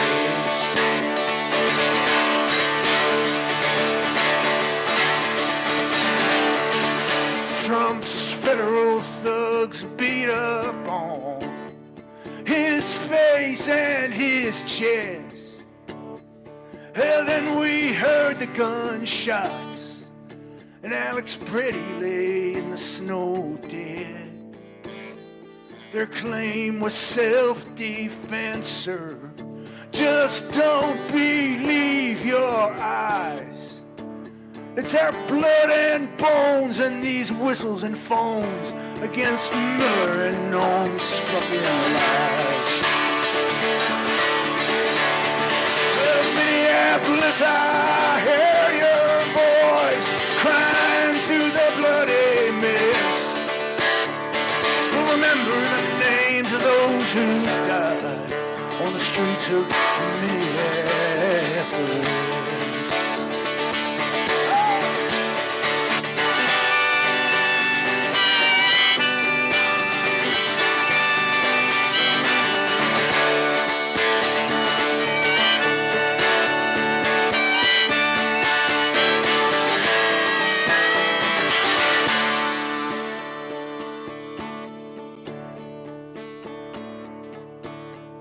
They say they're here to uphold the law, but they trample on our rights.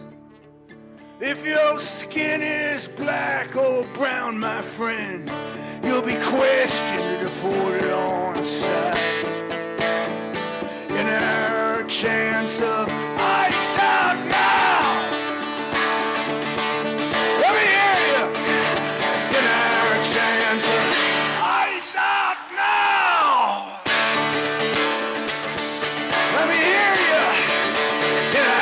chance of ice out now. Our city's heart and soul persist through broken glass and bloody tears on the streets of Minneapolis.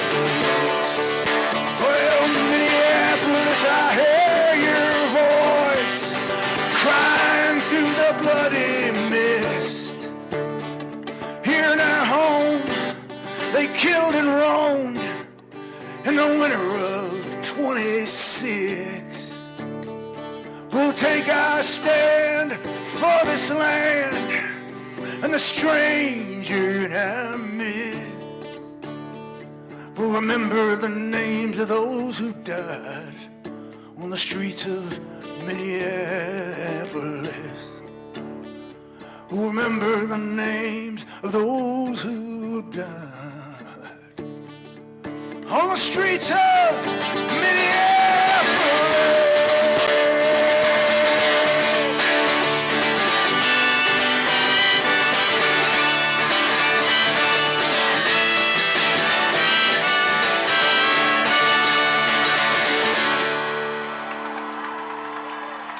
Thank you, Minneapolis, St. Paul. No kings, no war. Thank you, Minnesota.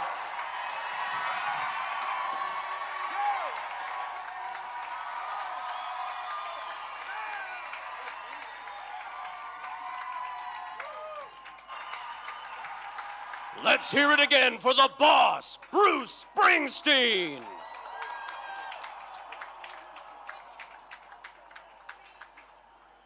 Minnesota has inspired the world with its courage, resilience, and resolve, and that takes leadership. Please welcome 3 Minnesotans who rose to the moment: Carolina Ortiz, Malika Dahir, and your mayor, Kali Herr.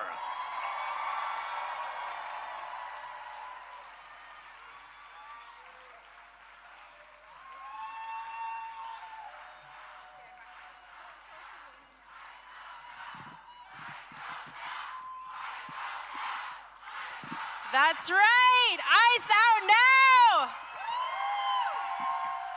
Good afternoon, America. I am Carolina Ortiz, Associate Executive Director of COPAL and a leader with the Immigrant Defense Network.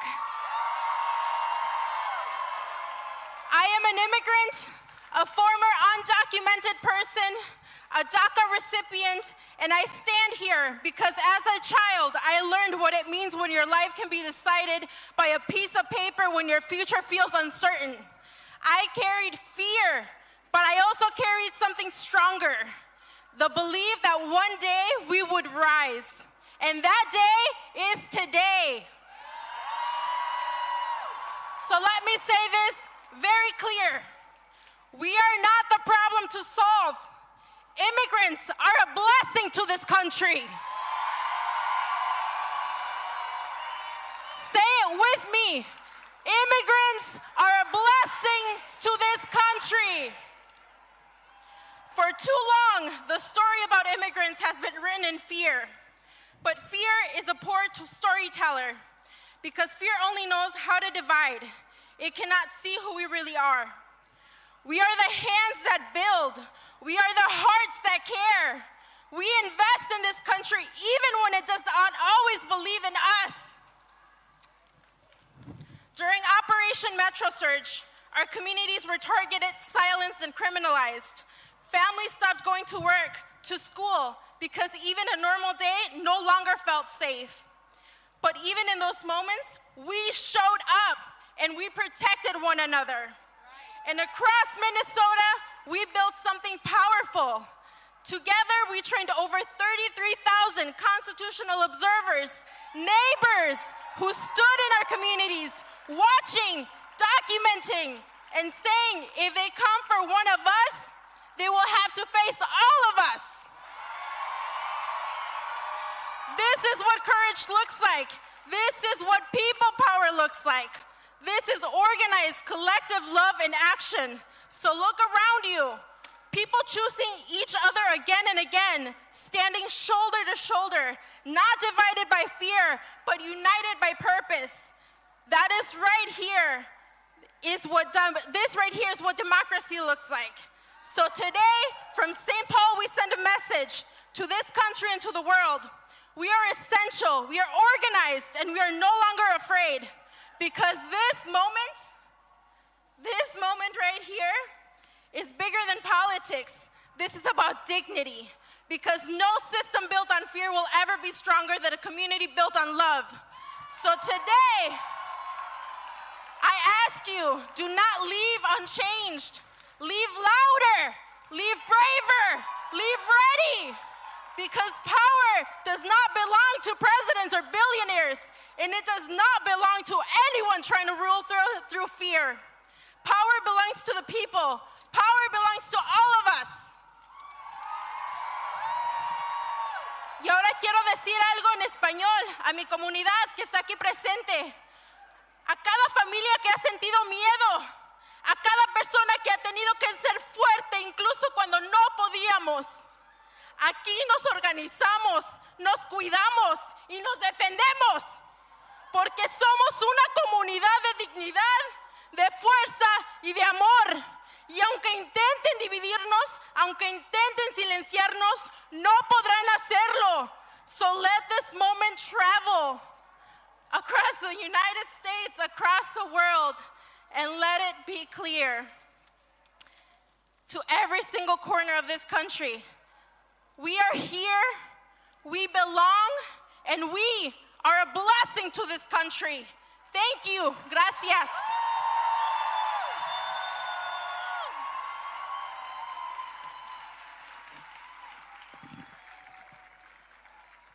Hello, Minnesota!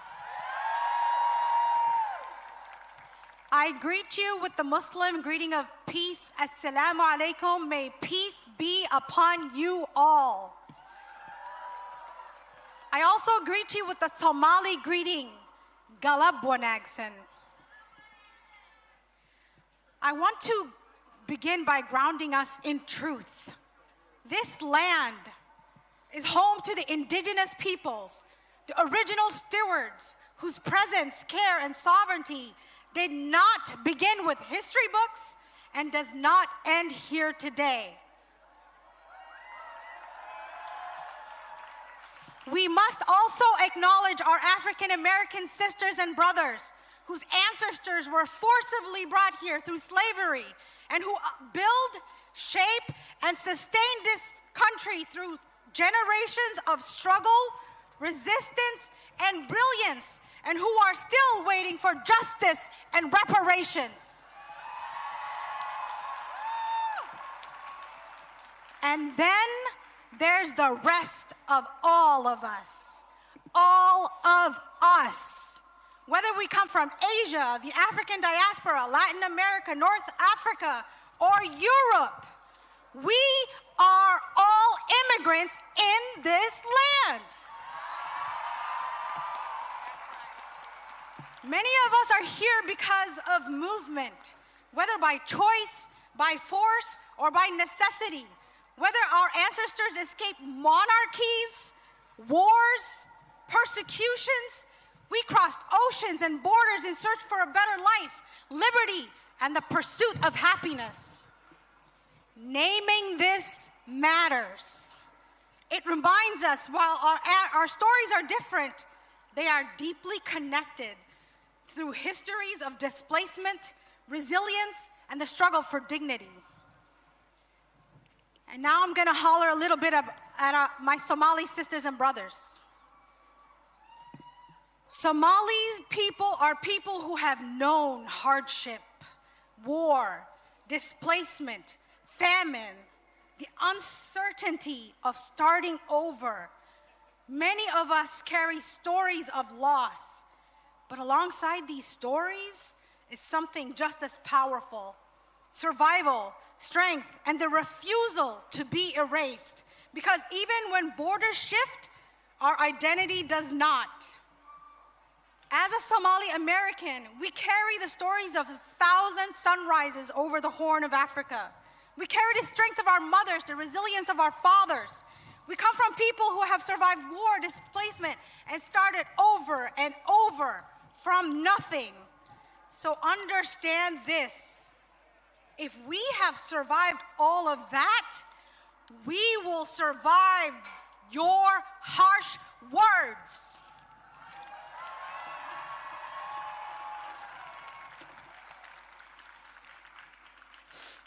As immigrants, we rebuild, we adapt, we learn new languages while teaching our children our old ones.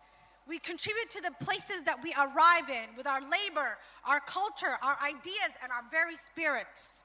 We stand as proof that identity can survive distance, that culture can survive disruption, and that people can rise again and again under the warmth of other suns and the cold of Minnesota winters.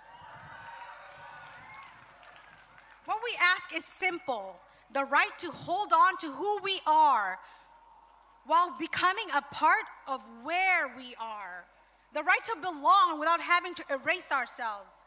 Because when immigrants thrive, our communities grow richer, not just economically, but culturally, socially, and morally.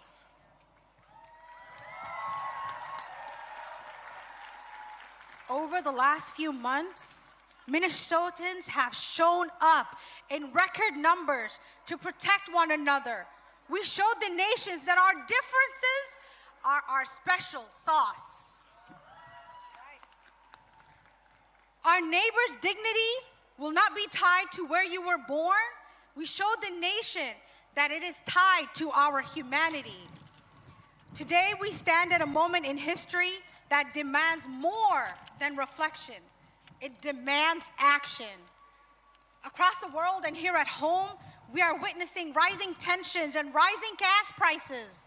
We see policies that reshape who belongs and who is protected.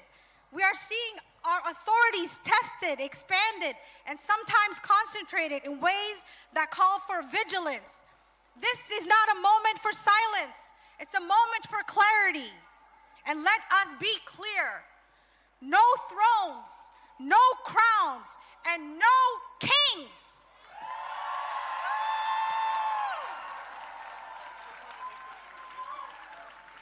So America, Minnesota, what do we do after this moment?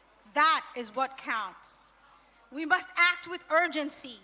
We must widen the circle, bring more voices to the table, invite more communities into the conversation. Look around you. Who is missing? Bring them into the circle. We attend community meetings. We contact our elected officials. We advocate for policies that protect immigrants, refugees, and all marginalized communities. For policies that allow us to put food on the table and a roof over our heads. We organize, we participate, and we show up. And Minnesota, we showed the country that that is what we do.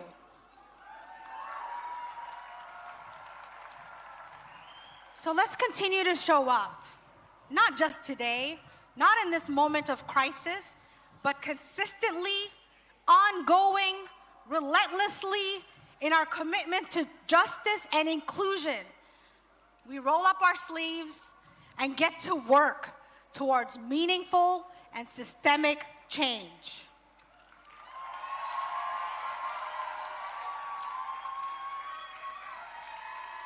Hi, everyone. Nhớ rằng chào mừng các lý và hậu của St. Paul Mayor. I want to welcome everyone in St. Paul here, communities across Minnesota, and all across the nation. As the mayor of our beautiful capital city, I welcome you. Today, we stand up to declare that 250 years later, that this is a land without a ruler, and we are a people without a king. Donald Trump tried to make an example of Minnesota. Get in Trump's way, and he will do to you and your community what he did to our beloved Twin Cities. But I tell you, do not be afraid. Trump and Kristi Noem illegally sent thousands of masks unaccountable agents to occupy our streets for months. And like so many of Donald Trump's other ventures, he failed. We delivered groceries to neighbors, raised funds, protested, and stood vigilant so that our children could go to school without fear of abduction. Because of our solidarity, Minnesota became the model of resistance for the country. My grandfather fought in the secret war for America, a country he had never set foot in, because he believed in democracy and freedom. My family fled this war as refugees to bring their children to a country where they would be free from tyranny and oppression. They could never imagine their children would end up living in an occupied city, too afraid to open their blinds and leave their homes. The occupation our community experienced is not who we are or should be as a country. I shouldn't. You shouldn't. Your children should not have to carry around their passports in fear of unlawful detention. We are not defined by the tragedy we experience, but by how we respond to it. Donald Trump, your actions speak for who you are, and the chaos of your lawless agents is yours to bear. St. Paul and Minneapolis have shown that strength comes from the people, not from a king. The lessons we learned, the unity we built, the communities we created during this crisis will endure. We know who our neighbors are, and we will always stand with them in power and in love. As mayor of St. Paul, I want to thank our partners in the state, Governor Walz, Lieutenant Governor Flanagan, Attorney General Keith Ellison, my partner across the river, Mayor Fry, our neighboring cities and communities, the Minnesota ACLU, Twin Cities Indivisible, and most of all, I am grateful to all of you who stand with me when I say, no kings! Thank you.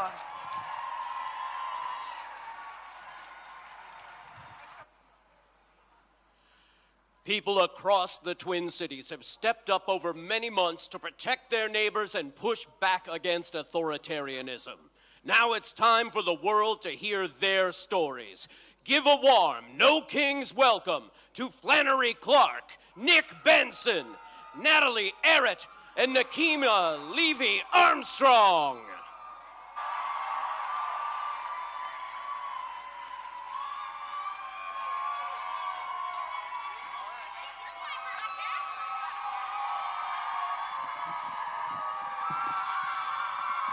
Hello, Minnesota. Hello, I'm Nick Benson. I like airplanes, and I'm a plaid-clad working dad. Most importantly, I'm a Minnesotan. 6 months ago, I was chatting with a fellow aviation geek, Seth Miller. He's an outspoken critic of ICE deportation flights. I said, Seth, I really admire your courage. I wish I could do that. He replied, it's not that hard, you just have to do it. Now I'm here, volunteering with Minnesota 5051. We count every person being loaded on ICE flights at MSP. There were 19 yesterday. We revealed that Delta Airlines is flying Minnesota kids to concentration camps. Seth told me it's not going to be that hard, but truthfully, it's been a struggle, hasn't it? We've been remembering Victor Manuel Diaz, Renee Good, Alex Preddy. We've been thinking about our neighbors who've been stuck at home, unable to go to school, work, or the doctor. We've been thinking about the kids who are not sure if mom or dad will be home tonight for bedtime snuggles. The students who are not sure if their friend with a cute hat will ever get to play with them ever again. We've knelt in apartment hallways, Spanish over speakerphone, explaining that we were there to help. We've woken up full of rage after a nightmare, discovering ICE agents lurking in another place that used to be safe. It wasn't easy, but we had to do it. But what if Metro Surge wasn't the end? What if it was just the beginning? What if the upcoming year is worse than the year before? Silent businesses, complicit institutions, and cowardly politicians keep failing us, but you don't have to. My fellow Minnesotans, I'm giving each one of you here today explicit permission to act with courage. It's not that hard, you just have to do it. Be the neighbor that Mr. Rogers knew you could be. Be a helper. When the government fails to meet our needs, we meet them ourselves. We feed each other, clothe each other, and care for each other. We keep us safe. So when others are silent, speak up. Stand up for health care, education, childcare, and housing. No kings is a great start, but we also need to be done with cowards. When I say no kings, you say no cowards. No kings. No kings. I love you, Minnesota. Fuck ICE.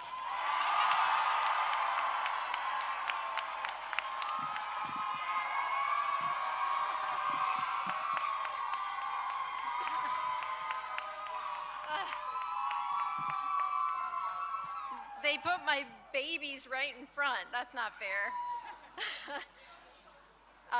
I probably should have prepared more for this. This is so outside of my comfort zone, but that's partly intentional because what Haven Watch did, what Minnesotans did when faced with injustice wasn't comfortable. It wasn't organized or well rehearsed. We didn't know to do until we were already doing it. We just acted. Haven Watch began on January 12th when I took my 11 and 21-year-old sons to the Whipple Federal Building, where people were being released from detention. I took them to see the protests there and to learn how to use their voices and their bodies to stand up. At one point, my 21-year-old son went off on his own and called from his phone shortly after. He told me he had found 2 girls wandering in the cold, freezing, without phones, and he had them in our car, giving them food and water and letting them use his phone to call home. My son Jack did that night what Haven has done every day and night since then.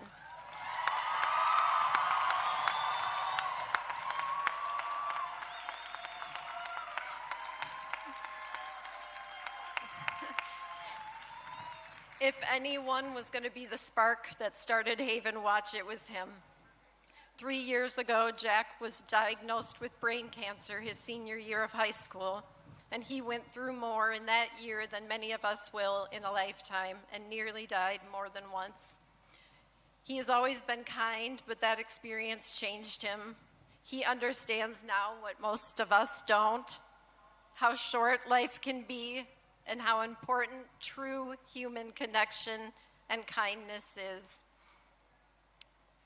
While I don't wish his forced perspective on any of you, I think we can learn from it.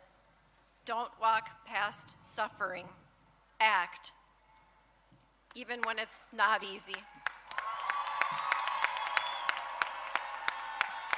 Because that's what he did, and that's what Minnesota did, and that's what our incredible volunteers did. They paused their lives, mostly strangers, and showed up to stand and watch at a gate. Minnesotans acted on behalf of each other without a plan or regard for their own safety or comfort or even lives. We acted for each other, and that's something we should expect from ourselves every day. There's nothing extraordinary about me or Haven Watch. Sorry, guys. And I mean that in the best way possible, because it means what we did is something anyone can do. Don't notice the small everyday opportunities to show kindness that are so easy to ignore, and don't ignore them. While ICE's presence in Minnesota may be less visible, the struggles of many in our immigrant communities are no less real. Their need for continued support and care is real. It doesn't stop when the attention fades, and it requires us to keep showing up. The only reason I did this, and I'm up here incredibly nervous and uncomfortable, is because I hope people here can see themselves in what we did and say, I could do that.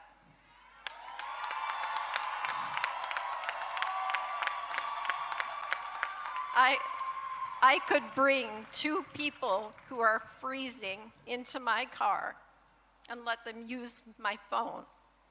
Thank you.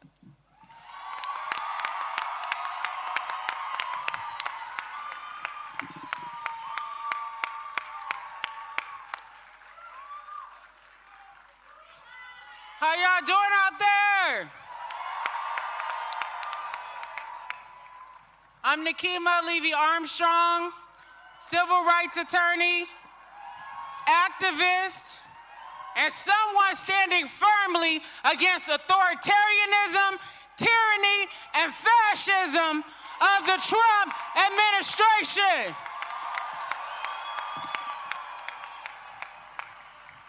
They tried to underestimate the people across the state of Minnesota, but we showed them, hell no, we won't go.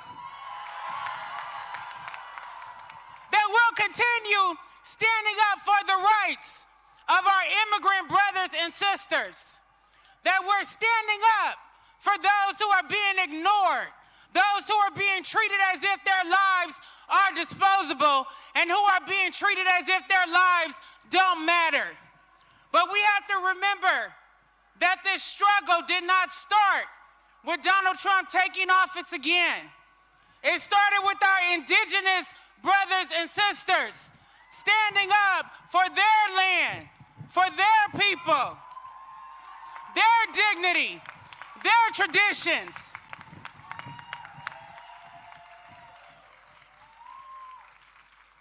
And I'm here standing on the shoulders of the black women and the black men and children who came before me. Harriet Tubman, Rosa Parks, Fannie Lou Hamer, Sojourner Truth, and so many others who stood up for freedom, justice, and equality. We cannot forget about the struggle of those women who organized in our communities, who taught us that we matter. And when they fought, we all win.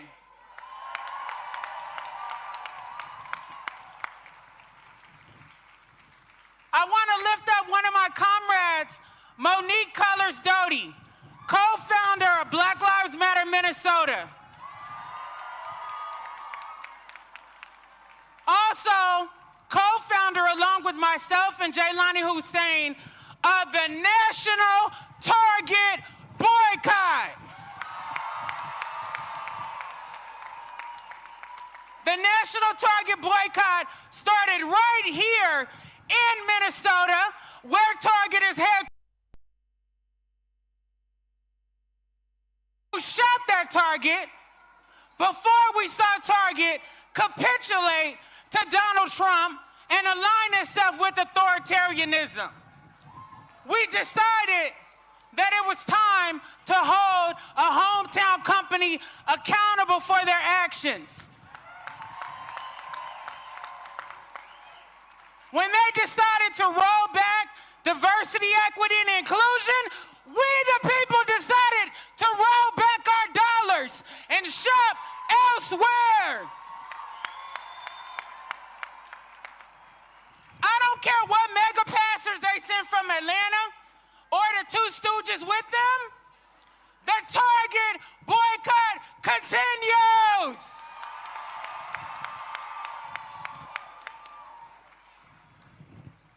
I also want to lift up the more than 200 Minnesotans who are currently facing state and federal charges for standing up against the Trump administration. We are calling on our state and county elected officials to drop the damn charges. These people put their lives, bodies, and livelihoods on the line for our freedom and the freedoms of people across this country. Myself, along with Monique and other black women, are also co-organizers of the city's church protests that took place on January 18th during Dr. King weekend.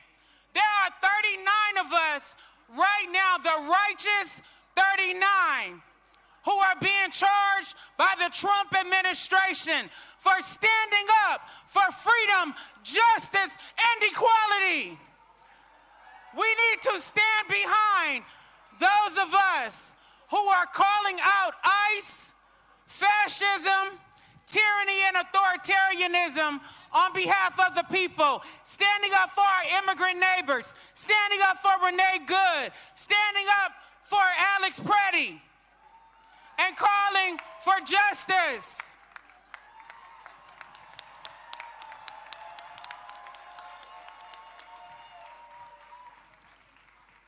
I just want to say to the people of Minnesota, you stood up, you fought, you put your bodies on the line, you spoke the truth, and you let them know we're not stepping back. We're not afraid.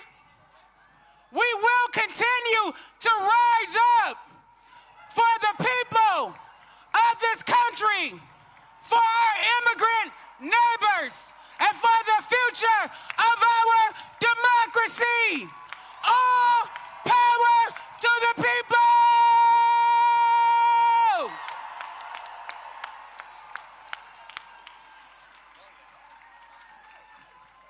My name is Flannery Clark. I'm from the south side of Minneapolis. And for 117 days and counting, I've been wearing this whistle around my neck. I have no plans to stop anytime soon. I'm here representing tens of thousands of ordinary Minnesotans who, when faced with masked and armed ICE thugs abducting our neighbors, said, "Not here, not now, not ever."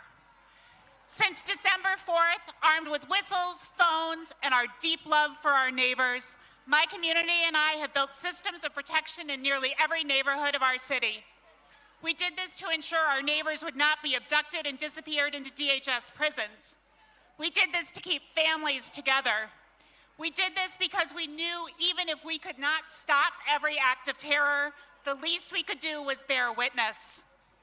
We've built neighborhood alert networks that are so effective that at the height of the occupation, our response time to an ICE sighting in South Minneapolis was less than 2 minutes. Networks so strong, in fact, that we retired Greg Bovino. And we cost Kristi Noem her job. Simultaneously, we created a mutual aid infrastructure that has paid over $10 million in rent, taken thousands of kids to and from school, and delivered meals for countless families. There were thousands of us in the streets in early December, and after our neighbor Renee Good was murdered by ICE on January 7th, there were tens of thousands. We know what happened to Renee and Alex because of the observers and responders who filmed state violence at great risk to themselves. We mourn for every neighbor abducted, every neighbor sent to a camp, and families torn apart. And we will never know how many families were kept together safely in their homes because of the courageous actions of our neighbors. How many were warned with a whistle or a signal chat or a patroller on the corner? The rapid responders of Minnesota are heroes, but they are also ordinary people.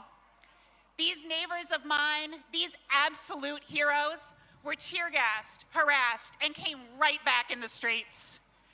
Heroes who unfailingly blew a whistle every time they saw an ICE agent, who recorded every abduction so no neighbor would disappear in darkness. Heroes who understand that it's our moral imperative to stand up, even when it's scary, even when we are terrified, even when guns are pointed at us. I am representing tens of thousands of people whose names you will never know. I'm not here to take credit for them, but I am here to tell you that your neighbors are heroes. They are heroes in thousands of different ways, most of which we will never know. I've never been so proud to be from Minnesota. I am so proud to have seen us step up and become the community we have always needed, to build the world that we know we won't ever stop fighting for.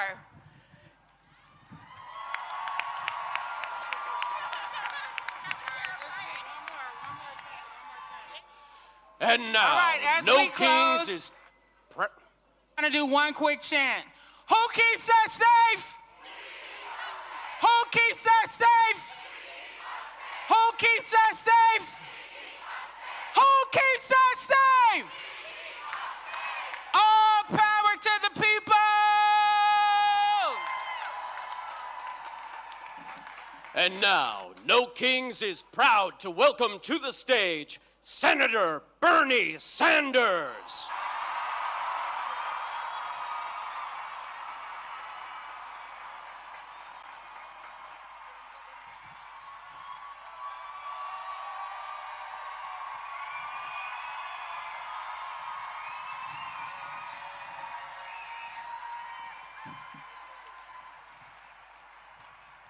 There are a lot of people here. Thank you, Minnesota. And let me thank Indivisible, Move On, 5051, and all of the organizations that have made this great event possible.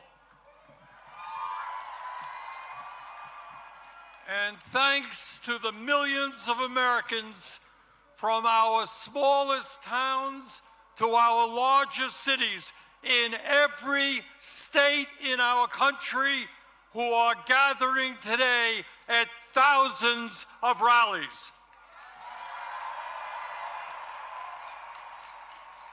It is absolutely appropriate that we hold a major No Kings rally right here in the St. Paul, Minneapolis area.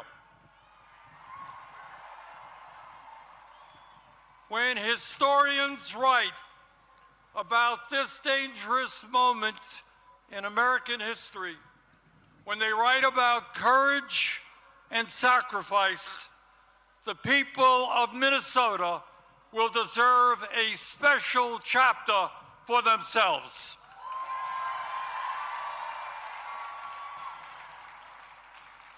In the face of unprecedented occupation of this city by ICE, Trump's domestic army, this community stood up and with extraordinary solidarity fought back and won.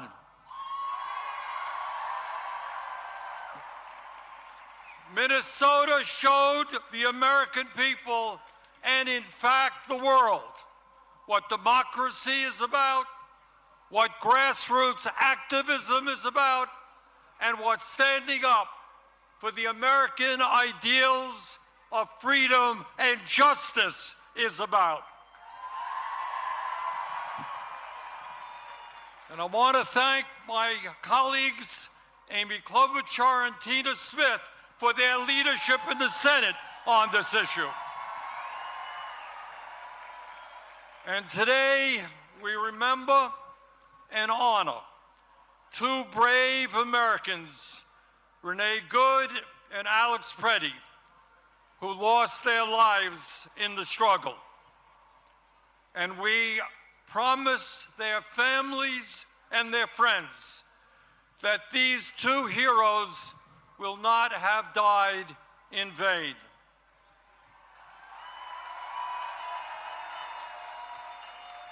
Their sacrifice has inspired and will continue to inspire the American people in the never-ending struggle for justice.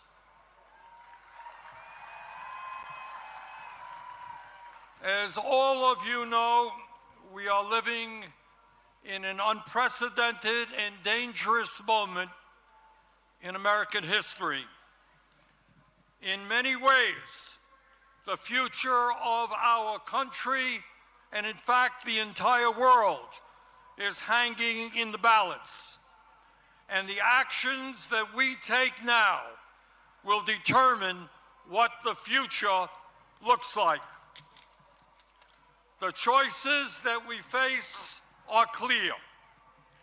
In the wealthiest country in the history of the world, at a time of massive breakthroughs in technology, we now have the opportunity to create a nation in which all people can enjoy a dignified standard of living, where we wipe out bigotry and hatred,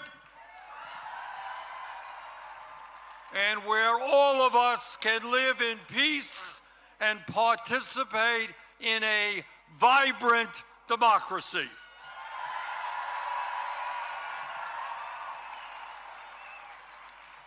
Where the foundation of our nation is built on love, compassion, human solidarity, and an understanding. As your great former senator, the late Paul Wellstone, said, we all do better when we all do better.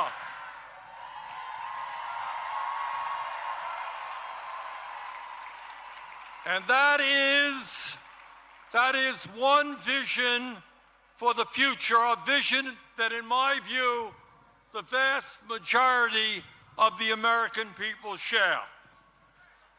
But there is another vision out there as well, a darker vision. It is a vision which says that we must give up on democracy, that we are too stupid and inept to govern ourselves, and that we must put more and more power into the hands of one man. It is a vision that says we should accept an economy in which a handful of oligarchs have unbelievable wealth, while the vast majority of our people struggle to put food on the table. It is a vision that says that the only thing that matters in life is the accumulation of money and power. And that it is okay if we lie, cheat, and steal to achieve those goals. It is a vision which says that we must hate each other because of where we were born. Hate each other because of a different language that someone speaks. Hate each other because of the differences in the color of our skin, or our religion, or our sexual orientation. It is a vision that foments hatred and hatred and hatred, division, division, and division. It is an Orwellian vision which says that we must live in a constant state of fear, that we must always have an enemy, and that we must always be at war. It is a vision which says that we have unlimited amounts of money for bombs and guns and killing, but never enough money to feed our children, provide affordable housing, or enable our parents to retire with dignity. Today, here in Minnesota, in Vermont, and in every state in the country, we say loudly and proudly that as Americans, we will never forsake our heritage. We will never accept authoritarianism. We will never accept oligarchy. And we will never accept a president who is a pathological liar, a kleptocrat, and a narcissist who is undermining the Constitution of the United States and the rule of law every day.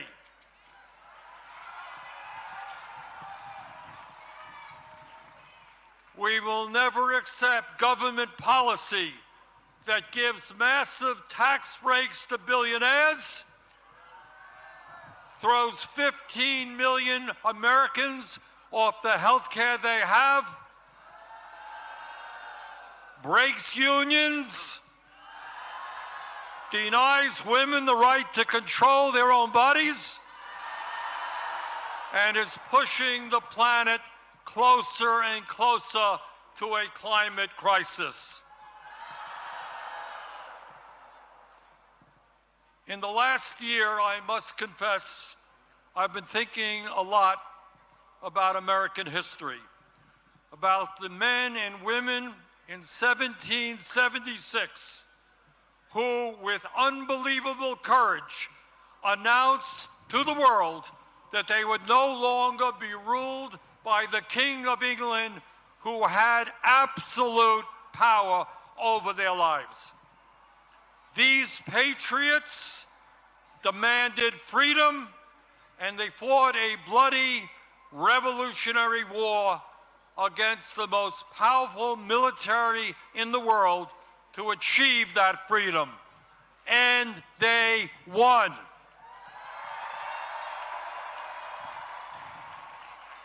And after their military victory, they established the first democratic form of government in modern history.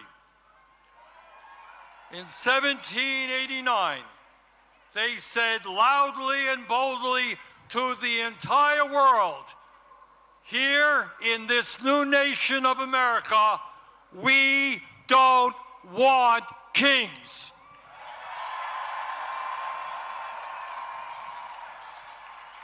And let us never forget the extraordinary and powerful words they left to us. Quote, "We hold these truths to be self-evident, that all men are created equal and they are endowed by their Creator with certain unalienable rights, that among these are life, liberty, and the pursuit of happiness."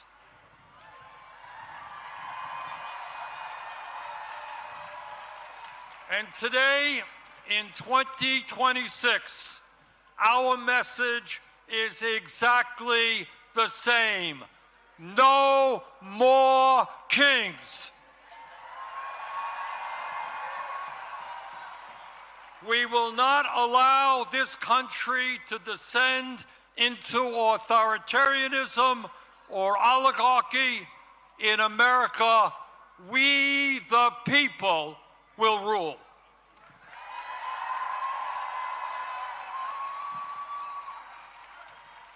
But let us be clear, this moment is not just about one man's greed, one man's corruption, or one man's contempt for our Constitution. This is about a handful of the wealthiest people on earth who, in their insatiable greed, have taken over our economy, have taken over our political system, have taken over our media, in order to enrich themselves at the expense of the working families of our country. Brothers and sisters, never before in American history have so few had so much wealth and so much power. Never before in American history has there been such extreme levels of income and wealth inequality, with the top 1% now owning, if you can believe it, more wealth than the bottom 93%.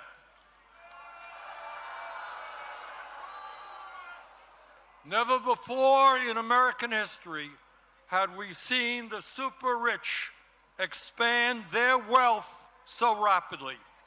Last year alone, after receiving the largest tax break in history, 938 billionaires in America, fewer than 1,000 people, became $1.5 trillion richer. And our president, honest Donald Trump, became over $1 billion richer himself. Never before in American history have we seen a ruling class within a corrupt campaign finance system spend so much money to buy politicians. In the coming midterm elections, the billionaires will spend many, many hundreds of millions of dollars to make sure that government continues to work for them and not working families. Meanwhile, while the richest people in America become much, much richer, 60% of our people here in Minnesota, in Vermont, and all over this country are living paycheck to paycheck, struggling to put food on the table, struggling to pay their rent and their mortgage, struggling to pay for child care and education, and struggling to put a few bucks aside for a decent retirement. In America today, tens of thousands of our people die every year unnecessarily because they cannot afford to go to a doctor. And unless we change how our economy works, our younger generation, our kids, for the first time in modern history, will have a lower standard of living than their parents. So today, we not only say no to Trump's authoritarianism, we say no to Mr. Musk, no to Mr. Bezos and Mr. Zuckerberg and Mr. Ellison and all the other multi-billionaires. You cannot have it all. We will create an economy that works for all Americans, not just the 1%.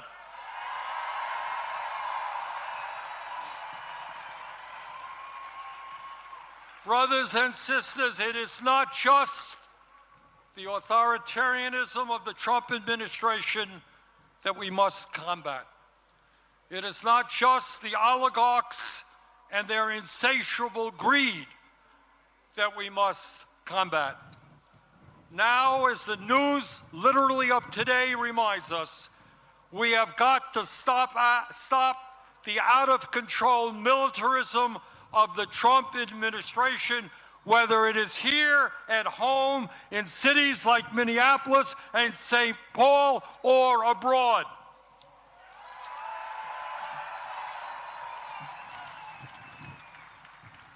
Let us be honest. The American people were lied to about the war in Vietnam. We were lied to about the war in Iraq.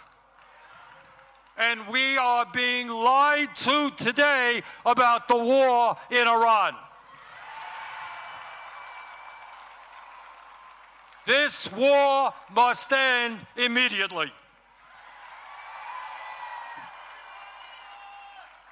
In the last election, Donald Trump pointed out correctly the huge amounts of money that had been wasted in wars that should have been spent rebuilding America.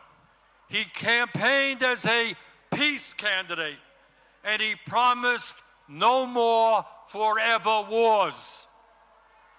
He lied. 1 month ago, Trump and his partner, Israeli Prime Minister Benjamin Netanyahu, started a war with Iran. This war is unconstitutional. Trump did not seek or receive authorization from Congress. This war is a violation of international law. One sovereign nation cannot simply go about attacking another sovereign nation for any reason it chooses.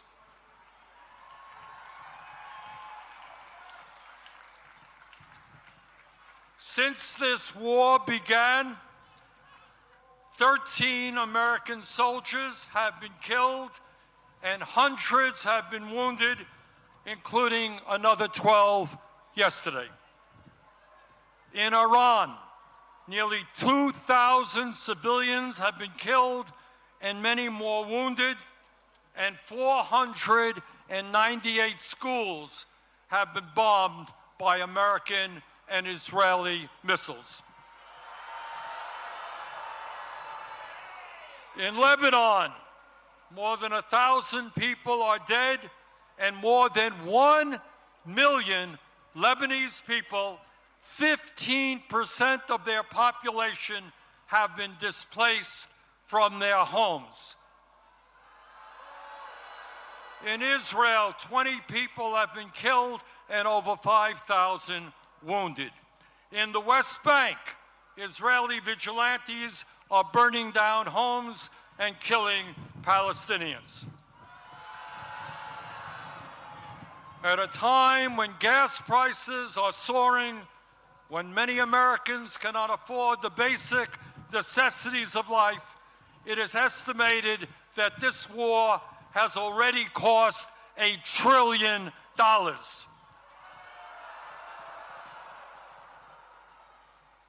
At a time when the American people are politically divided, there is one issue that is bringing us together.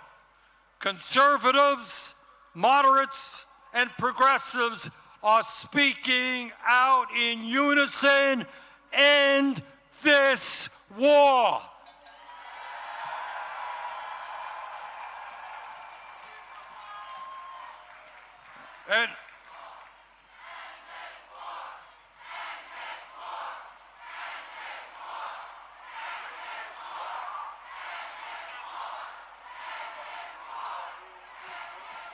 And as a U.S. Senator, I want to just mention to you about what I intend to do about it. First, we have got to make sure that Congress does not send another $200 billion to fight this war.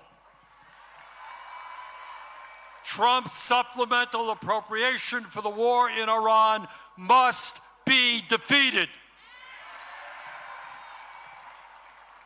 Secondly, I will be forcing a vote in the Senate on legislation to block the sale of nearly $1 billion in weapons to the Israeli military for bombs and bulldozers.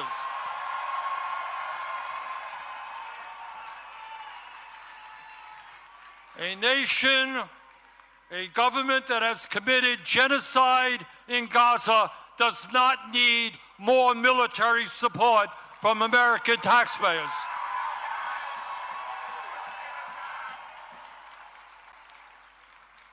My fellow Americans, we are all proud to live in a country which throughout our history has inspired people throughout the world to struggle for freedom, for democracy, and justice.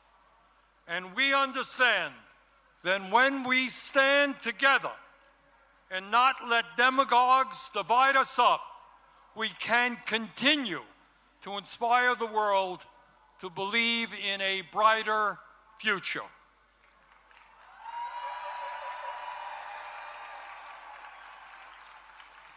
Yes, we can create a vibrant democracy by ending Citizens United and not allow billionaires to buy elections.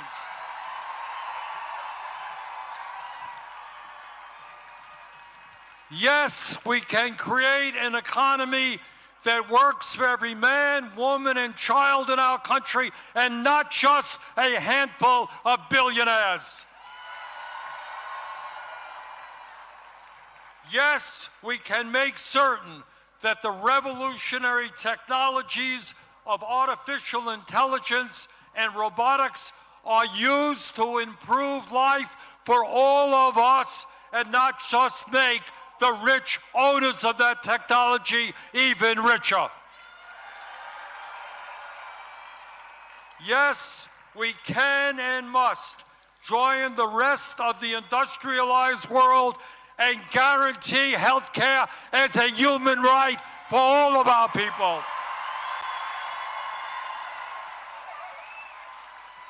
Yes, instead of spending $1 trillion a year on the military, we can wipe out homelessness and build millions of units of low-income and affordable housing. Yes, in the richest country on earth, we can have the best public educational system in the world, tuition-free from childcare to graduate school. Yes, we can expand Social Security and radically improve our pension system so that every senior in America can retire with dignity. Yes, we can raise the minimum wage to a living wage and guarantee every worker the right to join a union. Yes, we can guarantee that every woman in this country has the right to control her own body.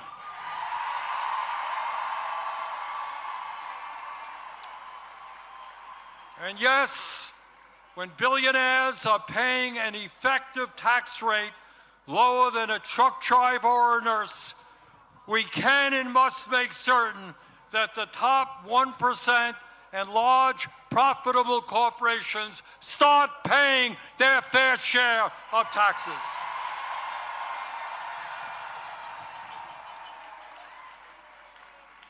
My fellow Americans, the establishment, including the corporate media and many of my colleagues in Congress, want you to believe that you are powerless. They want you to believe that you cannot change the status quo, that because of their wealth and their influence, there is nothing you can do to combat them. But that is a lie. Throughout the history of our country, when Americans have stood up and fought for justice, they have prevailed. The founders of our country did it when they stood up to King George. The abolitionists did it when they ended slavery. The working class did it when they stood up to their bosses and formed unions. The suffragettes did it when they demanded that women have the right to vote.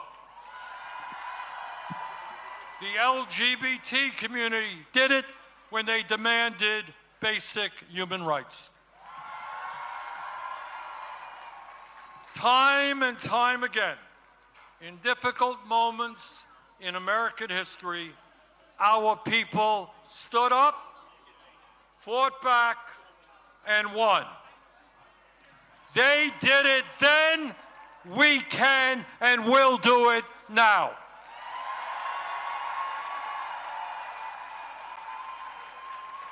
Today, March 28th, 2026, millions of Americans are out on the street demanding freedom, democracy, and justice. But we must make certain today is not the end of our struggle, it is the beginning. Together, when we stand united, we can and will create the kind of nation that you and I know that we can become. Thank you all very much.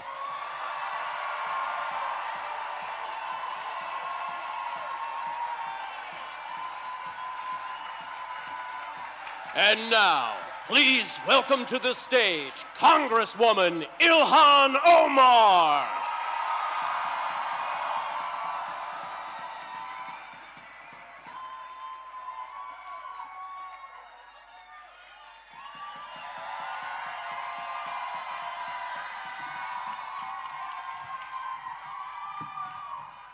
Hello, Minnesota. It is so incredible to be here with you all as you show the country just how courageous and dedicated and resistant we are. In the United States of America, we pledge allegiance to the Constitution and the flag, not to a person or a king. I came to this country as a refugee. To me, America was a beacon of hope, a place where freedom wasn't just a word, but it was a promise. I arrived here when I was 12 years old. I could have never imagined the day would come when we were staring down at this kind of creeping authoritarianism in the United States of America. But we are here because Donald Trump just has not chipped away at our democracy. He has taken a wrecking ball to the very foundation of what makes America great. He has tried to intimidate Minnesotans. He has tried to make us afraid. He has tried to divide us. But we stood strong. We have had each other's back, and we have never bent the knee. Because in Minnesota, we are built different. We do not cower to bullies. We are Minnesota strong. What we are seeing right now is bigger than what is happening here. Operation Metro Surge was just the tip of the iceberg. We are witnessing a full-scale assault on our rights, our institutions, and the rule of law. We have an administration that is openly and brazenly breaking the law and is acting like the Constitution is optional. And while they are doing that, they are shamefully and blatantly lying about every single thing they are doing. There were hundreds of millions of dollars in oil futures traded just minutes before a sudden reversal in U.S. policy towards Iran. This is not a coincidence, it is corruption. At DHS, we got a reckless spending spree, planes, vanity projects. It's like a billionaire's midlife crisis, except the American people are paying for it. While the Pentagon keeps failing its audits year after year, somehow they are able to find the budget for steak and lobster. And we know that what Trump calls strength is his idea of liberating women in Iran is to bomb and murder school children. They are pushing for the SAFE Act to disenfranchise millions of voters because they know they are not going to win a fair election. They are floating an illegal takeover of places like Cuba and Greenland like it is some kind of a real estate deal. And under the so-called anti-war president, we have now seen the launching of military operations in Iran, in Venezuela, and in Ecuador. Just a couple of weeks ago, they told us that they blew up a drug trafficking camp in Ecuador, and it turned out to be a dairy farm. A dairy farm. This is what incompetency and unchecked power looks like. It is reckless, it is dangerous, and this is not what our country will stand for.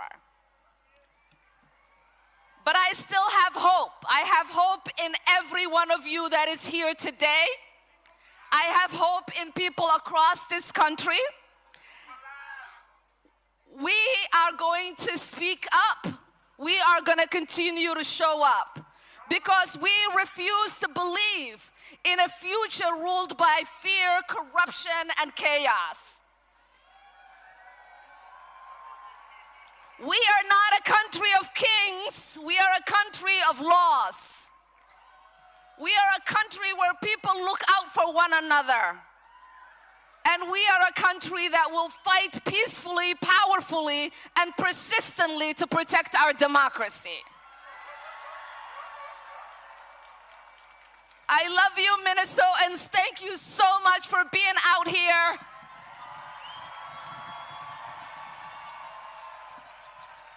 And now it is my honor. It is my honor to introduce a lifelong hero of mine, the incredible, brave, courageous Jane Fonda.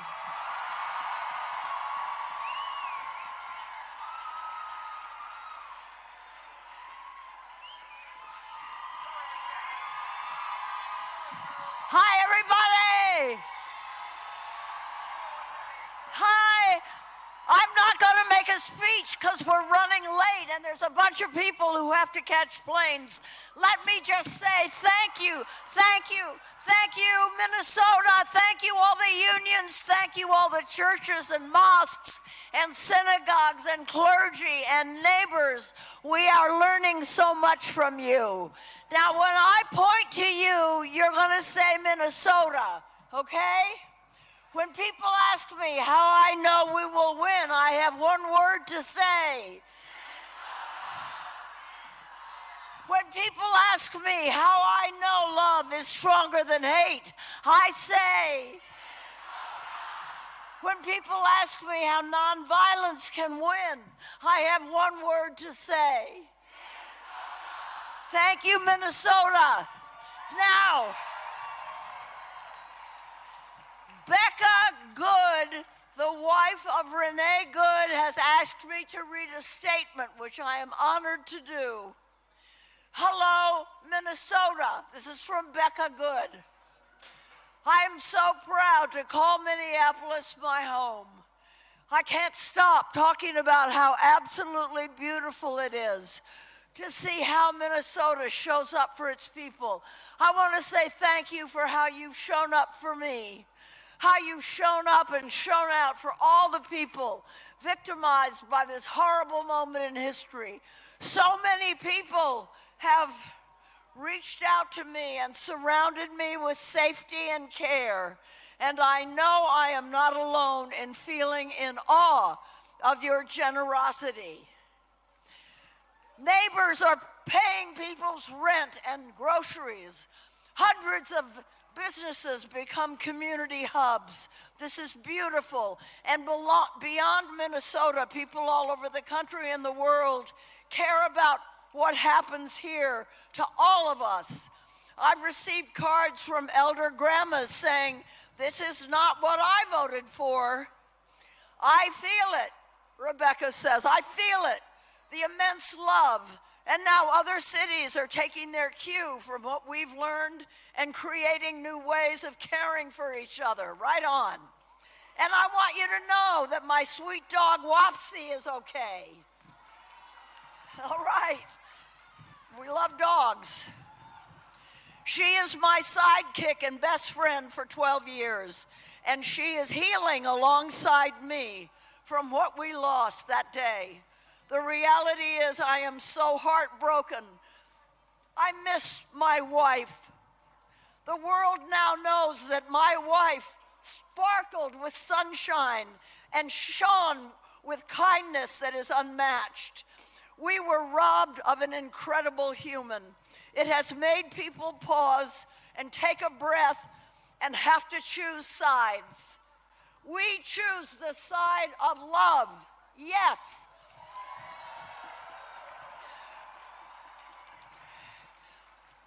Everyone who was there when my wife was taken from me has had their lives destroyed that day, including those agents. What we need is to stop destroying life. What is happening now is the result of far deeper issues that have been simmering across this country for a long time. Divisive rhetoric, escalating tensions, fear-mongering. We have to address the root causes of these issues and stop this violence where it came from. Renee and I stood for radical kindness. I love that notion, radical kindness. Renee and I believe that one of the things that will foster a world of radical kindness is to be able to admit mistakes and learn from them. We are allowed to decide that what we believed before isn't what we believe anymore. To change your mind is beautiful and powerful and brave. Renee and I believe that the love that's needed to build a world where we care for everyone already exists. Yeah, it already exists. Look at you all.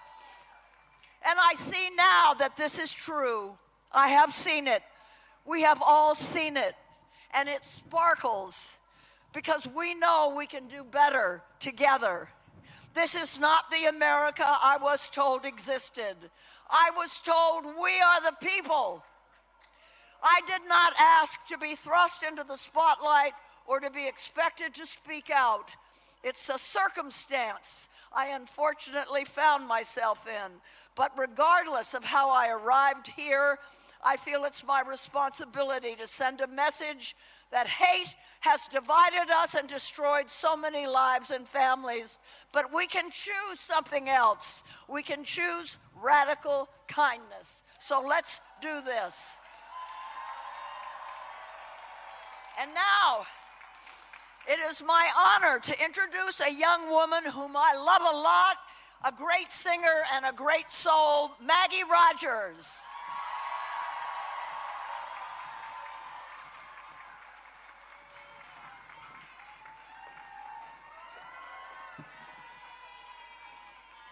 What's going on, Minnesota?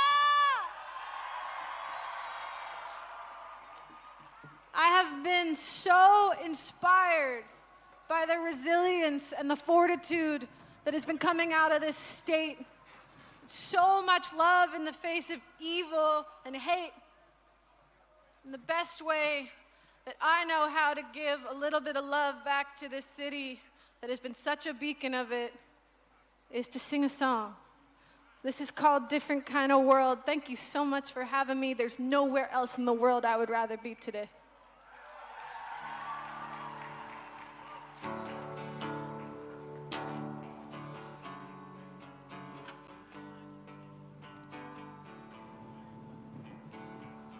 One more song, I'll sing a song and make it a song for peace.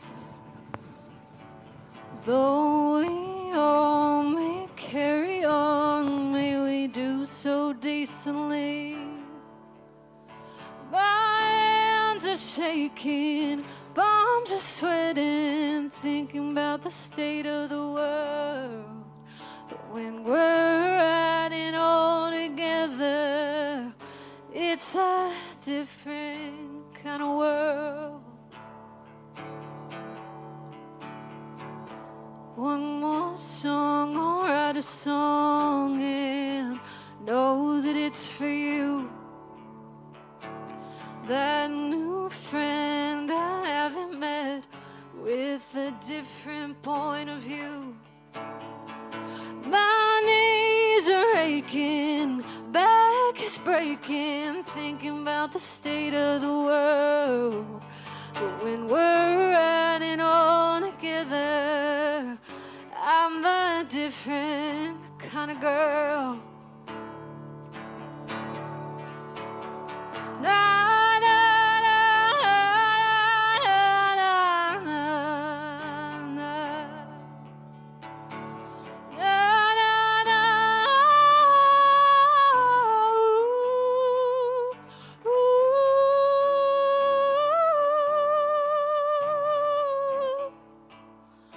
ooh, ooh.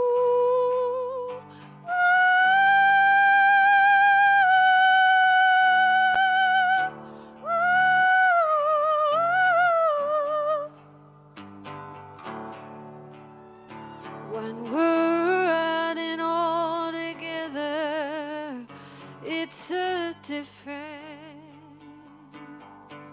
I'm a different kind of girl.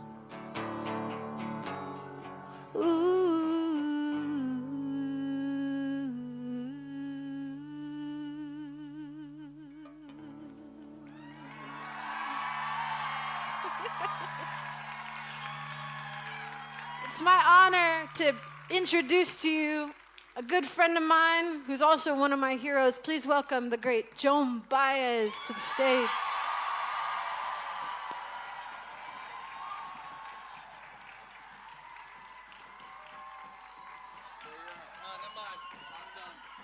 There we are. Come over here. Are we going here? All right. Just going to be a tiny thing, and then I'll come and sing with you. Thank you, Maggie. I'm honored to be standing in resistance with all of you today, on this stage, in this city, at this moment. For those of us who believe in the power of nonviolent resistance, and those of you who didn't, you have shown the way with your courage, determination, and decency. Thank you, Minneapolis.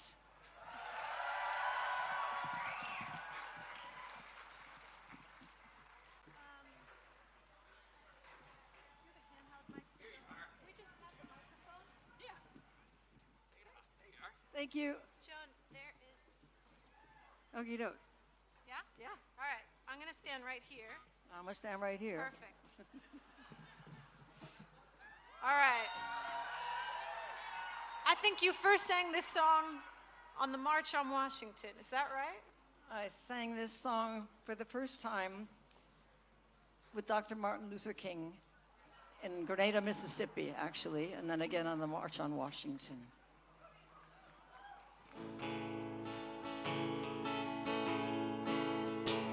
Come gather round, people, wherever you roam, and accept that the waters around you have grown, and accept it soon you'll be drenched to the bone. And if your time to you is worth saving, then you better start singing or you'll sink like a stone, for the times they are changing. Come, writers and critics, prophesize with your thought, and keep your eyes wide if your chance won't come again.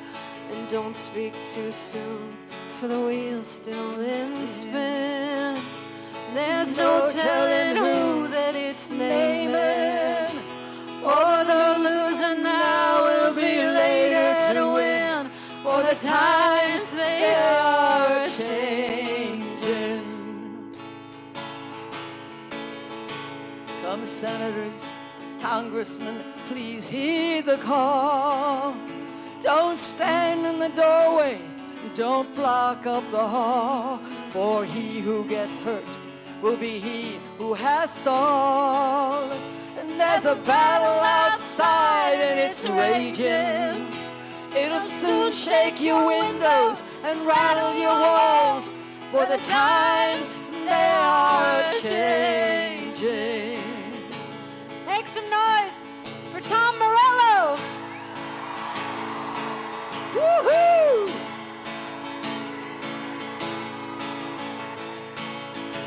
Come mothers and fathers throughout the land, and don't criticize what you don't understand. Minneapolis, Minnesota is beyond your command. Your old road is rapidly aging, so get the fuck out the way if you can't lend a hand. Cause the times they are a-changing. The line it is drawn, the curse it is cast. So now will later be fast, as the present now will later be past. The order is rapidly fading. Get first one now will later be last, and the times they are changing. For the times they are changing.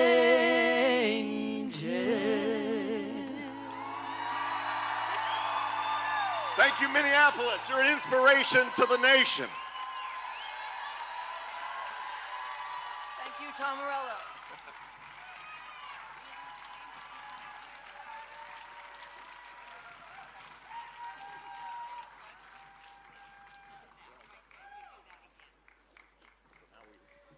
Thank you, thank you, thank you.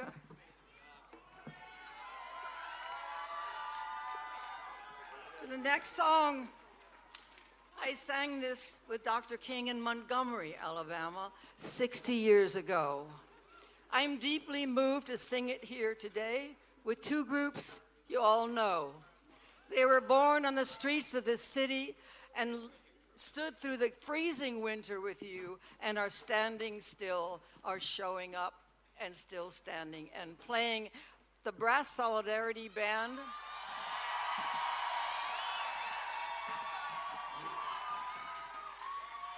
Formed spontaneously after the murder of George Floyd. It is a joyous celebration of the power of music.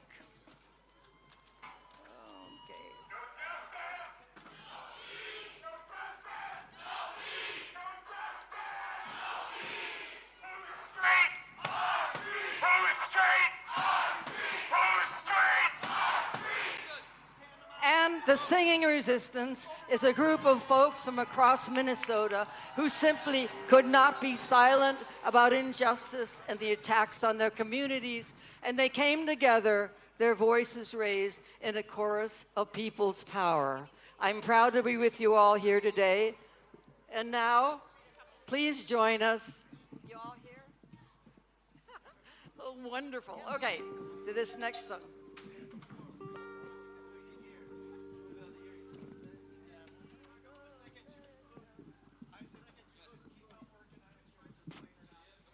We're getting it together.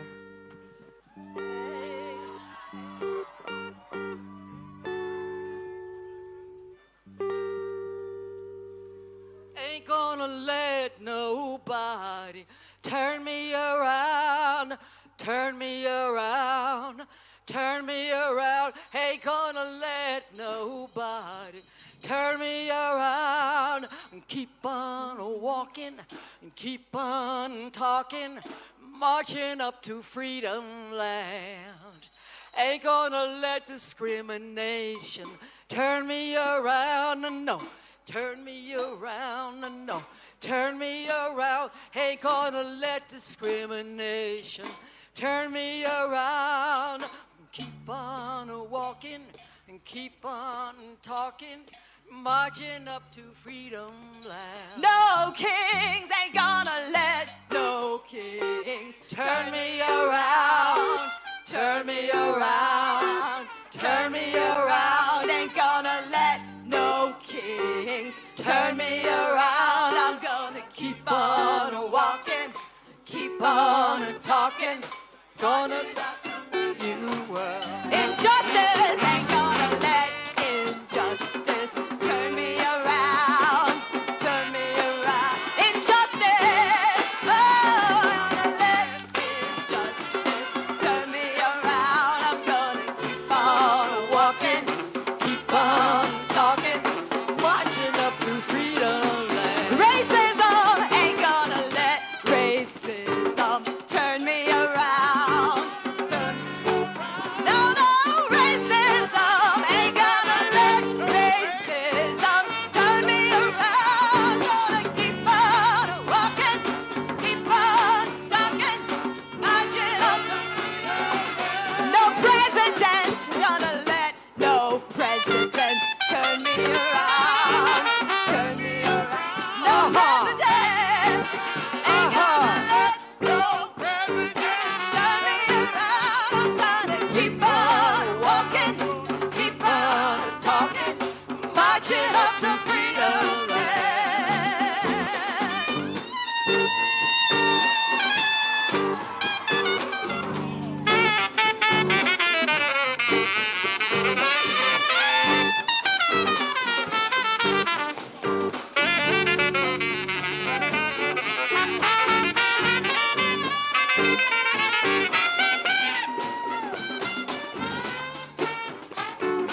Turn me around, turn me around, turn me around.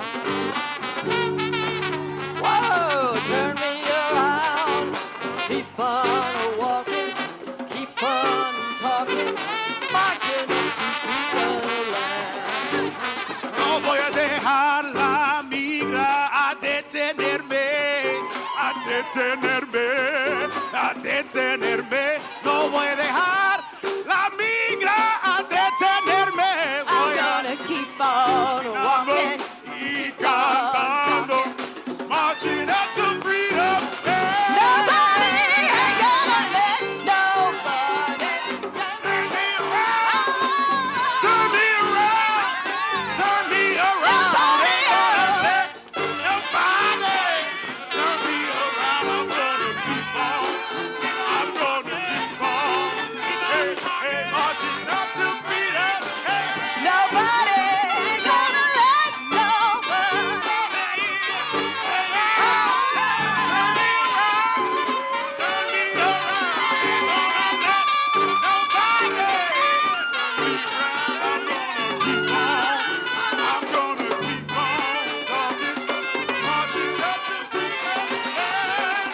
keep on walking, keep on walking. I'm gonna keep on talking, marching up to freedom.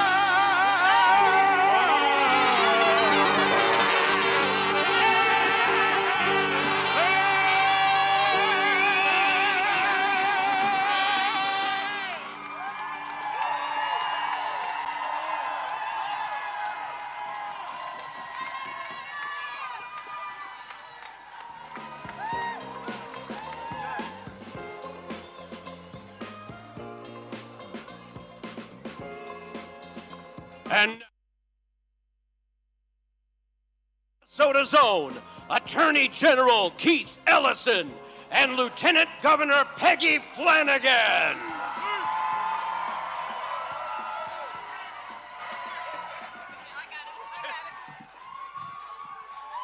Oh, Minnesota! I'm so grateful to see all of you. Bonjour. Peggy Flanagan and Dishnakaz, Gijuebada McCoy Indigo, Guabagag and Ikagdan Dunjaba, Mayanga Nodame. My name is Peggy Flanagan. My Ojibwe name is Speaks in a Loud and Clear Voice Woman. I'm a member of the White Earth Nation, and my family is the Wolf Clan. And the role of our clan is to ensure that we leave no one behind. And that's one of the reasons why I am so proud to be a Minnesotan. You have been showing the world with your own loud and clear voices what it means to leave no one behind. You know, I grew up on the margins. My mom needed food stamps, child care assistance, and Medicaid to afford it all. I am the descendant of Native people who have lived here since time immemorial, who were pushed from their homes onto the White Earth Reservation. And I am the great-granddaughter of a young girl who traveled here from Ireland at the age of 15. She sailed to this country with her younger siblings that she was responsible for. And that is my story, and everyone here has a story in how you got here today. For generations, powerful people have tried to silence us. And there are so many reasons why we shouldn't be here, why we shouldn't exist. But we are here because we are resilient. And friends, Donald Trump thinks we should just shut up and do what we're told. But that has never worked for me, and that will never work for you. Donald Trump underestimated Minnesotans. He thought that we would back down. He thought we would get tired, that we would turn on each other, but we turned towards each other. He underestimated the power of educators, servers, construction workers, nurses, poets, and moms, and people working together. And no one asked to be on the front lines, but Minnesotans stepped up. And everyday people showed us how to be incredible just by caring about each other. And you are here today because you understand the whole point of No Kings. When federal agents kill our neighbors in the streets, when cowards vote to steal health care and food off the table, and billionaires rip off everyday people, and wannabe dictators start illegal wars, we will not be silent. This mass of humanity, of community, this movement in front of me shows the world that we are not powerless. Friends, we are the power, and we've decided that we will help our neighbor and we will welcome the stranger. This movement is for everybody who knows that this president has gone too far. Because if you come for one of us, you come for all of us. And Minnesotans, we are carrying a lot right now. Grief, anger, the weight of what has been done to our communities, done to our children, to our babies, and the heaviness of the lives that have been taken. Renee Good should be alive. Alex Preddy should be alive. We say their names, we honor their memories, and we turn our grief into action. Because the work is not done and the crisis is not over. And some of us will never be whole again.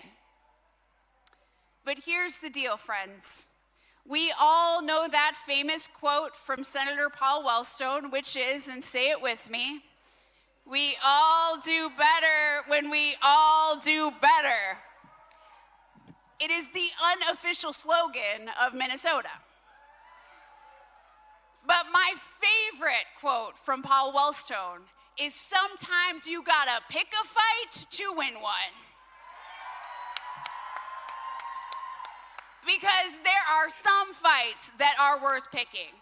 And for me, my purpose is clear. No matter what I do from here on out, I am fighting to avenge Minnesota. I am fighting to bring justice to our people. Because with this president, there's always plenty of money for ICE, for bombs, and for the oligarchs, just not for you. but they awakened in Minnesota a power that doesn't even exist in Washington, D.C. It exists within each one of us. We're fighting for a future where one job is enough to afford the lives people want to live. We are fighting for where healthcare is a human right, not something that puts you into debt.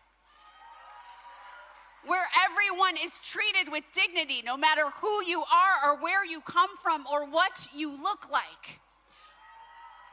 Where the Constitution still matters, where we don't strip due process away from our immigrant neighbors. And we know that it takes all of us. I am grateful for the work of Senators Klobuchar and Smith for what they have done to push back, and for the work that every person here has done every single day to show the way. And let me close by telling you about my church in North Minneapolis. It is a beautiful parish that looks like Minnesota. It's been pretty empty these last few months because people have been afraid to leave their homes. They've been afraid to worship. But last Sunday, the pews were full. Kids were laughing and crying and singing even when it wasn't time to sing.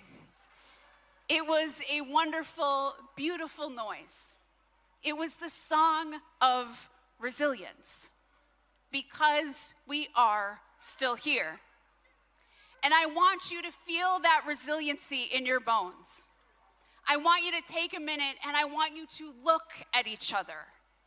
Like really look at each other.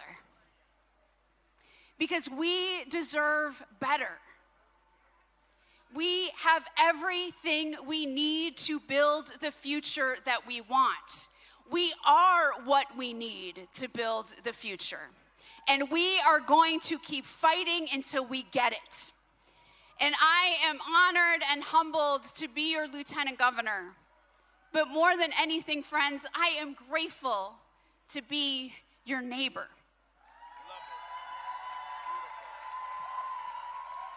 And I love you, Minnesota. I love us. Gitchimigwich, thank you so much. And I'm gonna hand it over to my brother, Attorney General Keith Ellison.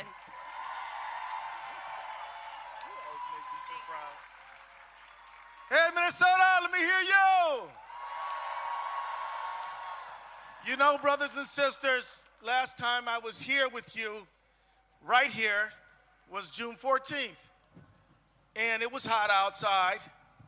And earlier that morning, we had lost our beloved sister, Melissa Hortman, and her husband, Mark. And I just want to let you know that that loss has remained with me. I'm sure it's remained with you.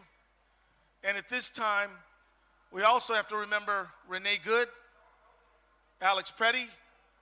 But I want you to keep in your heart and your prayers Victor Manuel Diaz, who died in custody. I want you to think about Liam Conejo Ramos. I want you to think about a young man named Julio Sosa Solis, who did not die but was shot.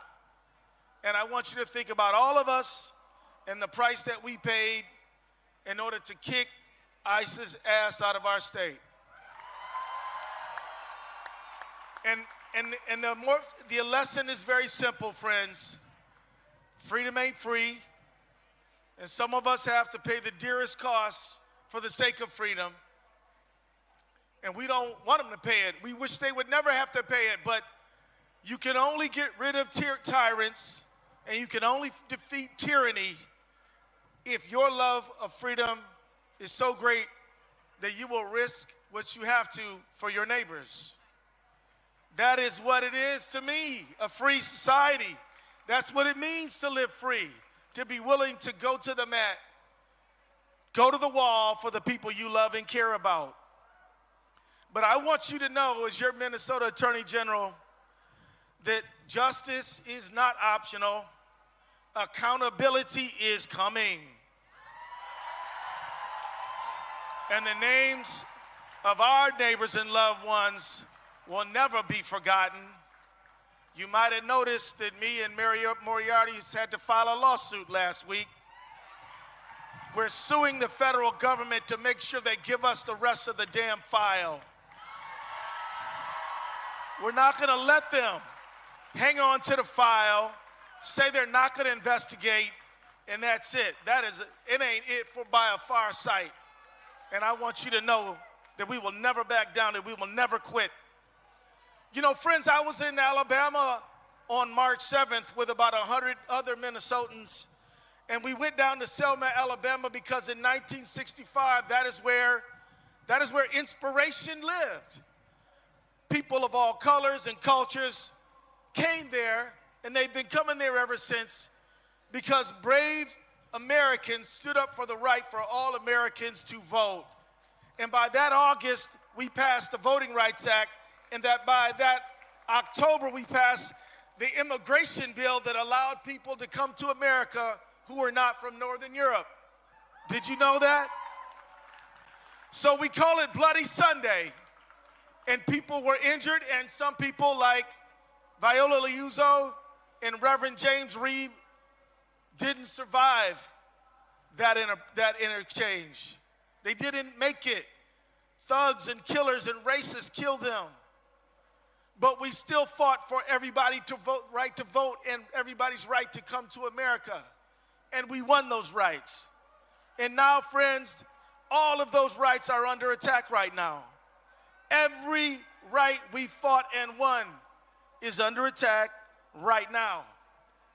And in Alabama, those people, when I told them I was from Minnesota, I proudly said, I'm from Minnesota. They all applauded. Not for me, but for you. Because in 2026, inspiration lives in Minnesota.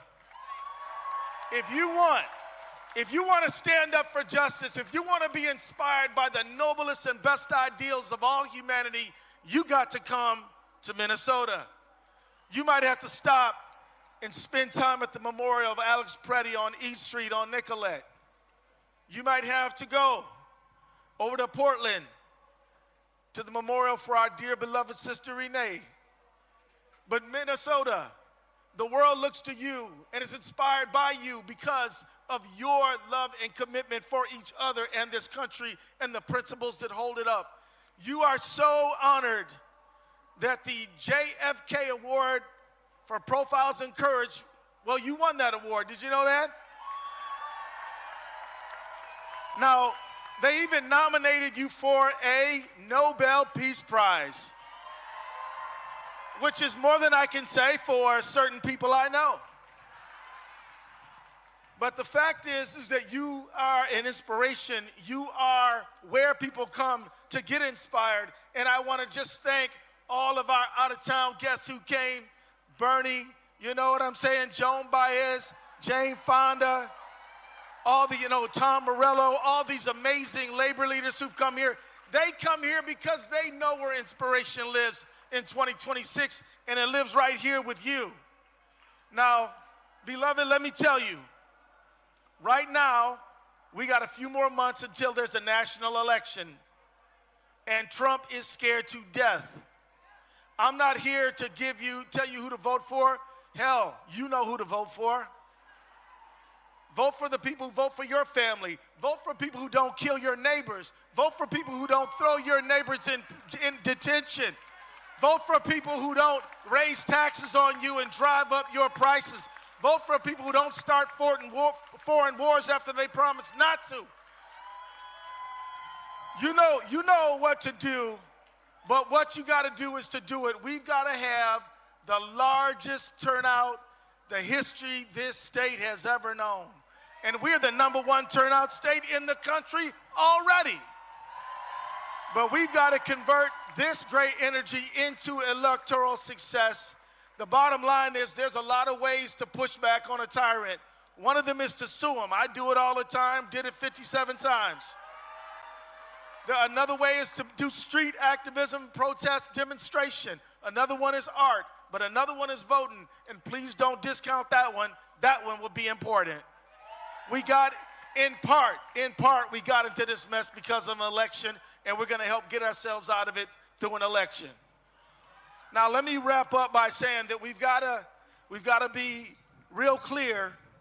It wasn't just the election that got us here.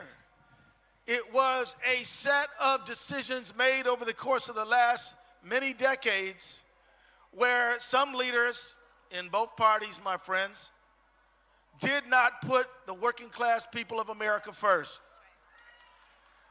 And we have got to say that we absolutely demand free and fair elections and will stand for them.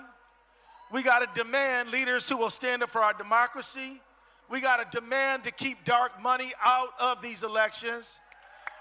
We have got to demand that these giant companies that love to merge with each other also they can screw us out of our money get stopped. We got to stop this merger mania. We have got to demand a free and a fair economy. We've got to get collective bargaining going again. We've got to raise the minimum wage. We got to have universal single-payer health care for all, because it won't do just to get rid of one bad guy and then 4 years later get another one, because we haven't done what we needed to do to solidify shared prosperity in America. So, beloved, let me just say as I wrap up, on behalf of me and my dear sister, Peggy Flanagan, I love this lady. She is the best. Give it up for Peggy, y'all. I want us to think about a new birth of freedom for this country. I want us to look past Trump and into the society that we dream about, where we have prosperity, peace for all in this time. God bless everybody.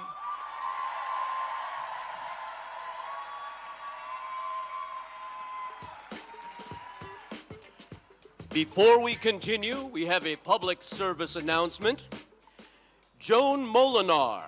If you are looking for Maureen Corlath, she is at the Lost and Found area located on Martin Luther King Boulevard. That is the street to the left of the stage as you face the Capitol. Again, Joan Molinar. If you are looking for Maureen Corlath, she is located at the Lost and Found area. And next, we have two fierce advocates serving in the Minnesota State Legislature. Please welcome Representatives Lee Finke and Shelley Buck.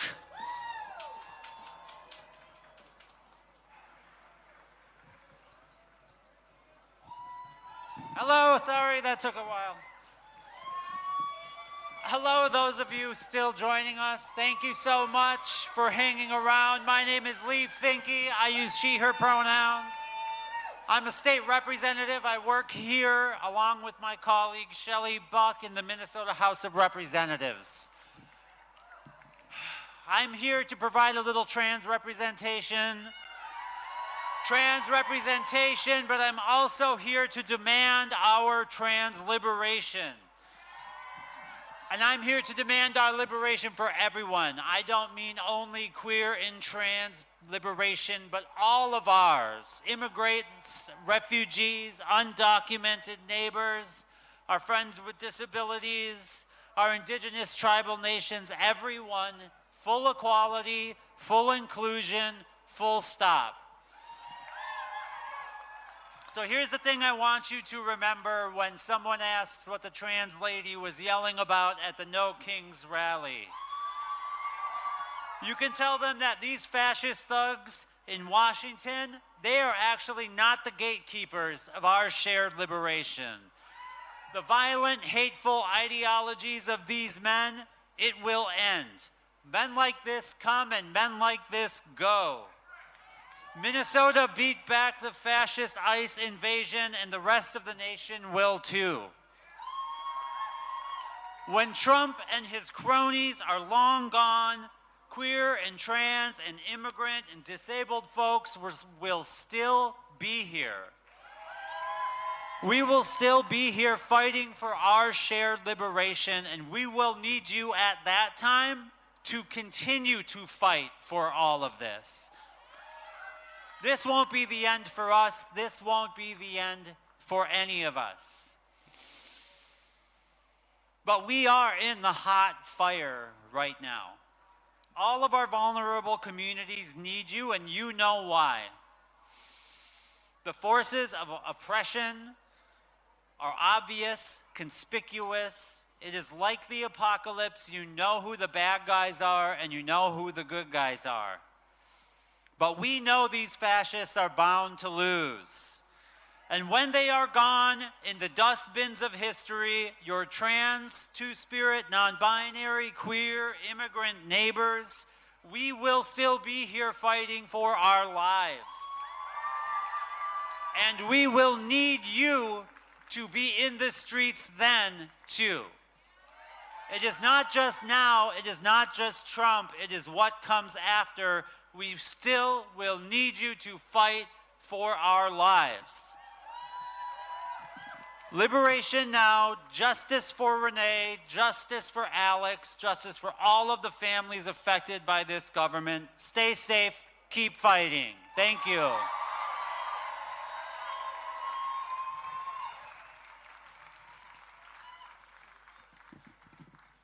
little shorter here.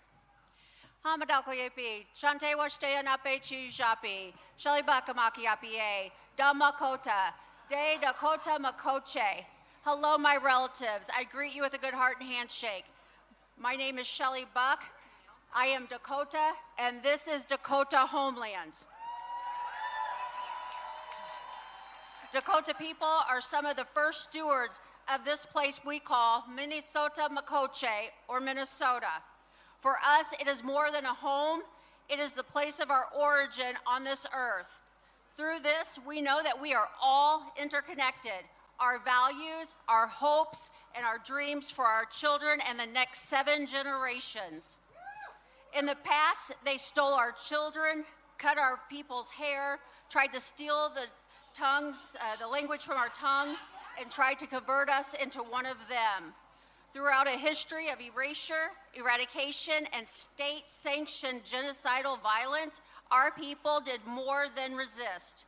It is because of our ancestors' insistence and endurance and their refusal to abandon the love they carried for all their relatives, whether human or non-human, that I am here before you today.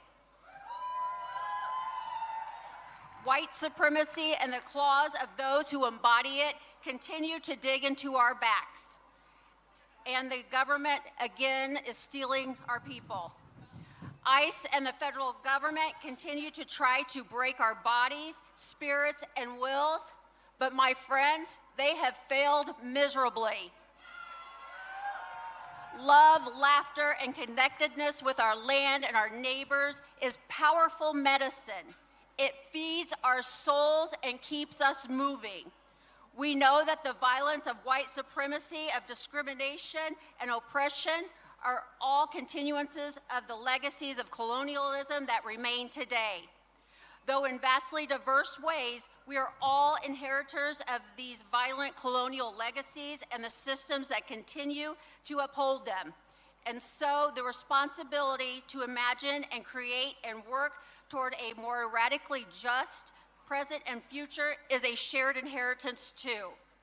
Pedamaya Yepi, thank you to all of you for being engaged in this work of justice and liberation, for all that you have done and continue to do to help ensure the legacies we hand down can guide us toward a future to be proud of. Mitako Yeo Wasim Pedamaya Yepi, thank you all my relatives.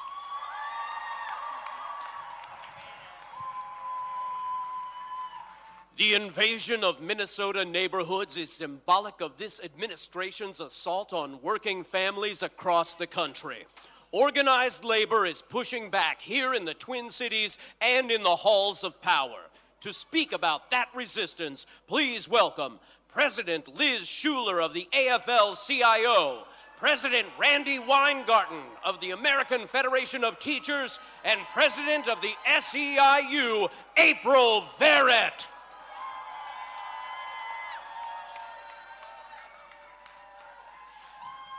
Hello, Minnesota!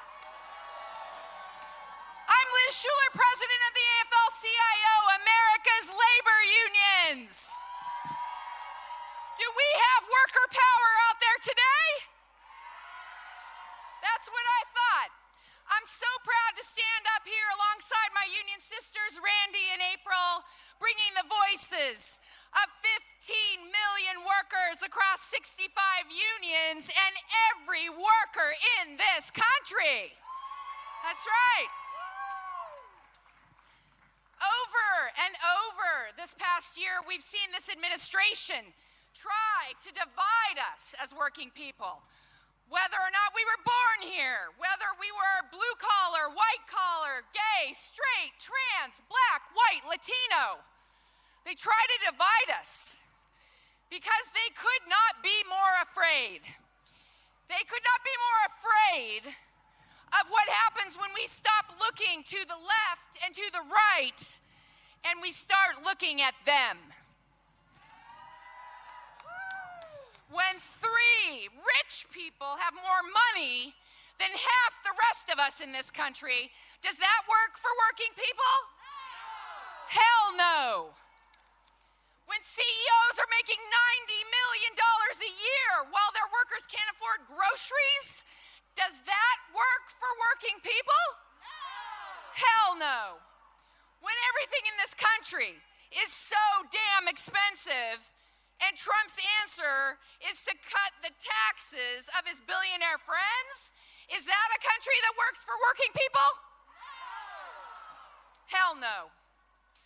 No Kings is about standing up to the guy in the White House. But no Kings also means tearing down an economy, buying for billionaires, and instead building it up for working people. More money in our pockets, because no one in the richest country on earth should struggle to get by. More time off to spend with our friends, family, kids, and loved ones. Equal pay for Black and Latino women who are still making 58 cents on the dollar. Because opportunity in this country should not depend on the color of your skin. And you know where it all starts. It starts with a good union job for every worker in this country. Because we all know it's better in a union. I look around and we honor those we have lost in the detention centers and in the streets. Our brothers, sisters, and siblings, they have been taken from us because they had the courage to stand up. And I want to name and honor our union brother, Alex Preddy, who stood up for democracy and his community in the streets and fought for democracy with his AFGE brothers and sisters and siblings in the workplace as a trade unionist. Every single thing we've won in this country happened because we fought for it. It happened because of days like today. This is the power. We have the power. Do we have the power? We got the power. We have the power. And now I'm so honored to introduce my union sister, president of the AFT, Randi Weingarten. Woo!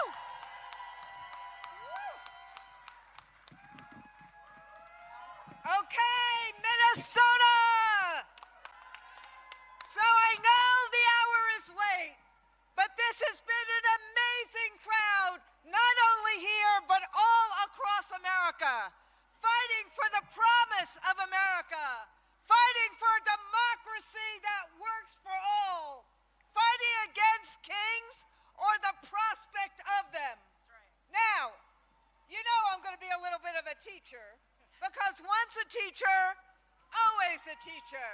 So here's the social studies teacher coming out in me today. Democracy can feel like an abstract concept. Now, not to you, because today in Minnesota, this is what democracy is like. But, why do we say no kings? Because the only way the government acts for people, listens to the people, responds to the people, solves the people's problems, is if it is a government of the people, by the people, and for the people. That's why standing up and showing up, being in solidarity like millions of us are doing today is so important. It is the only way we can get the government to act in our interests, act in our kids' interests, act in working people's interests. It's the only way we can tackle housing costs and healthcare costs and child care costs and save our damn retirement. It's the only way we can rein in ICE and protect our students and our immigrant neighbors. The only way is if the government is for the people, not for billionaires, not for their cronies, and not for a president's self-interest. Donald Trump was elected because he claimed he wanted families to have a better, more affordable life. Instead, as so many have said on this stage today, he's made it harder.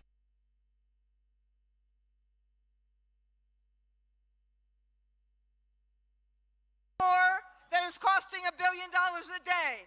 He tripled ICE's budget, but he couldn't find enough money to extend the ACA tax credits, so how many people across America are losing health care or paying through the nose for it?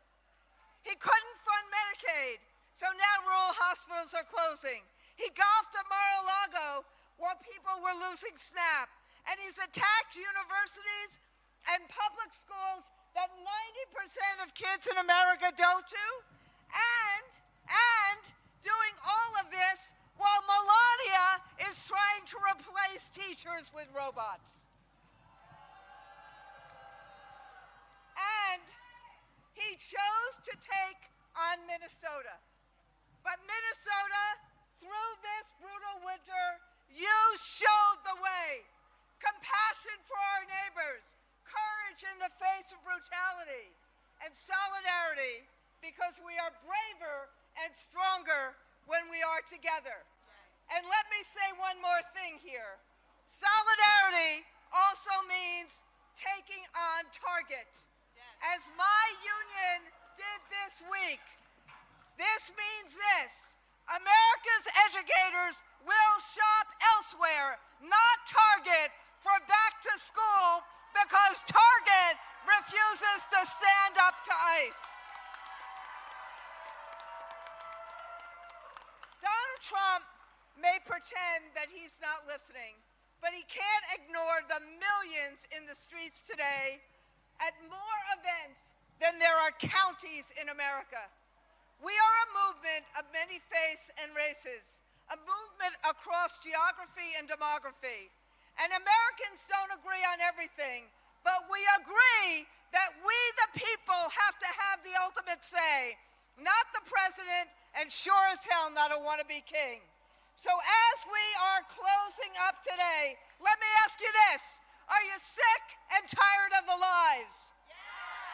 Are you angry about gas prices? Do you want a voice? Then no kings today and freedom tomorrow. No kings today, change the country tomorrow. No kings today, then we vote in November. We vote for a country that listens to its people, a country that acts for its people, a country that acts in hope and not fear. We vote for opportunity for all, not self-interest for some. That's what we mean when we say no kings, no crowns, no thrones. And let me introduce Emperor Verrett from the SCIU.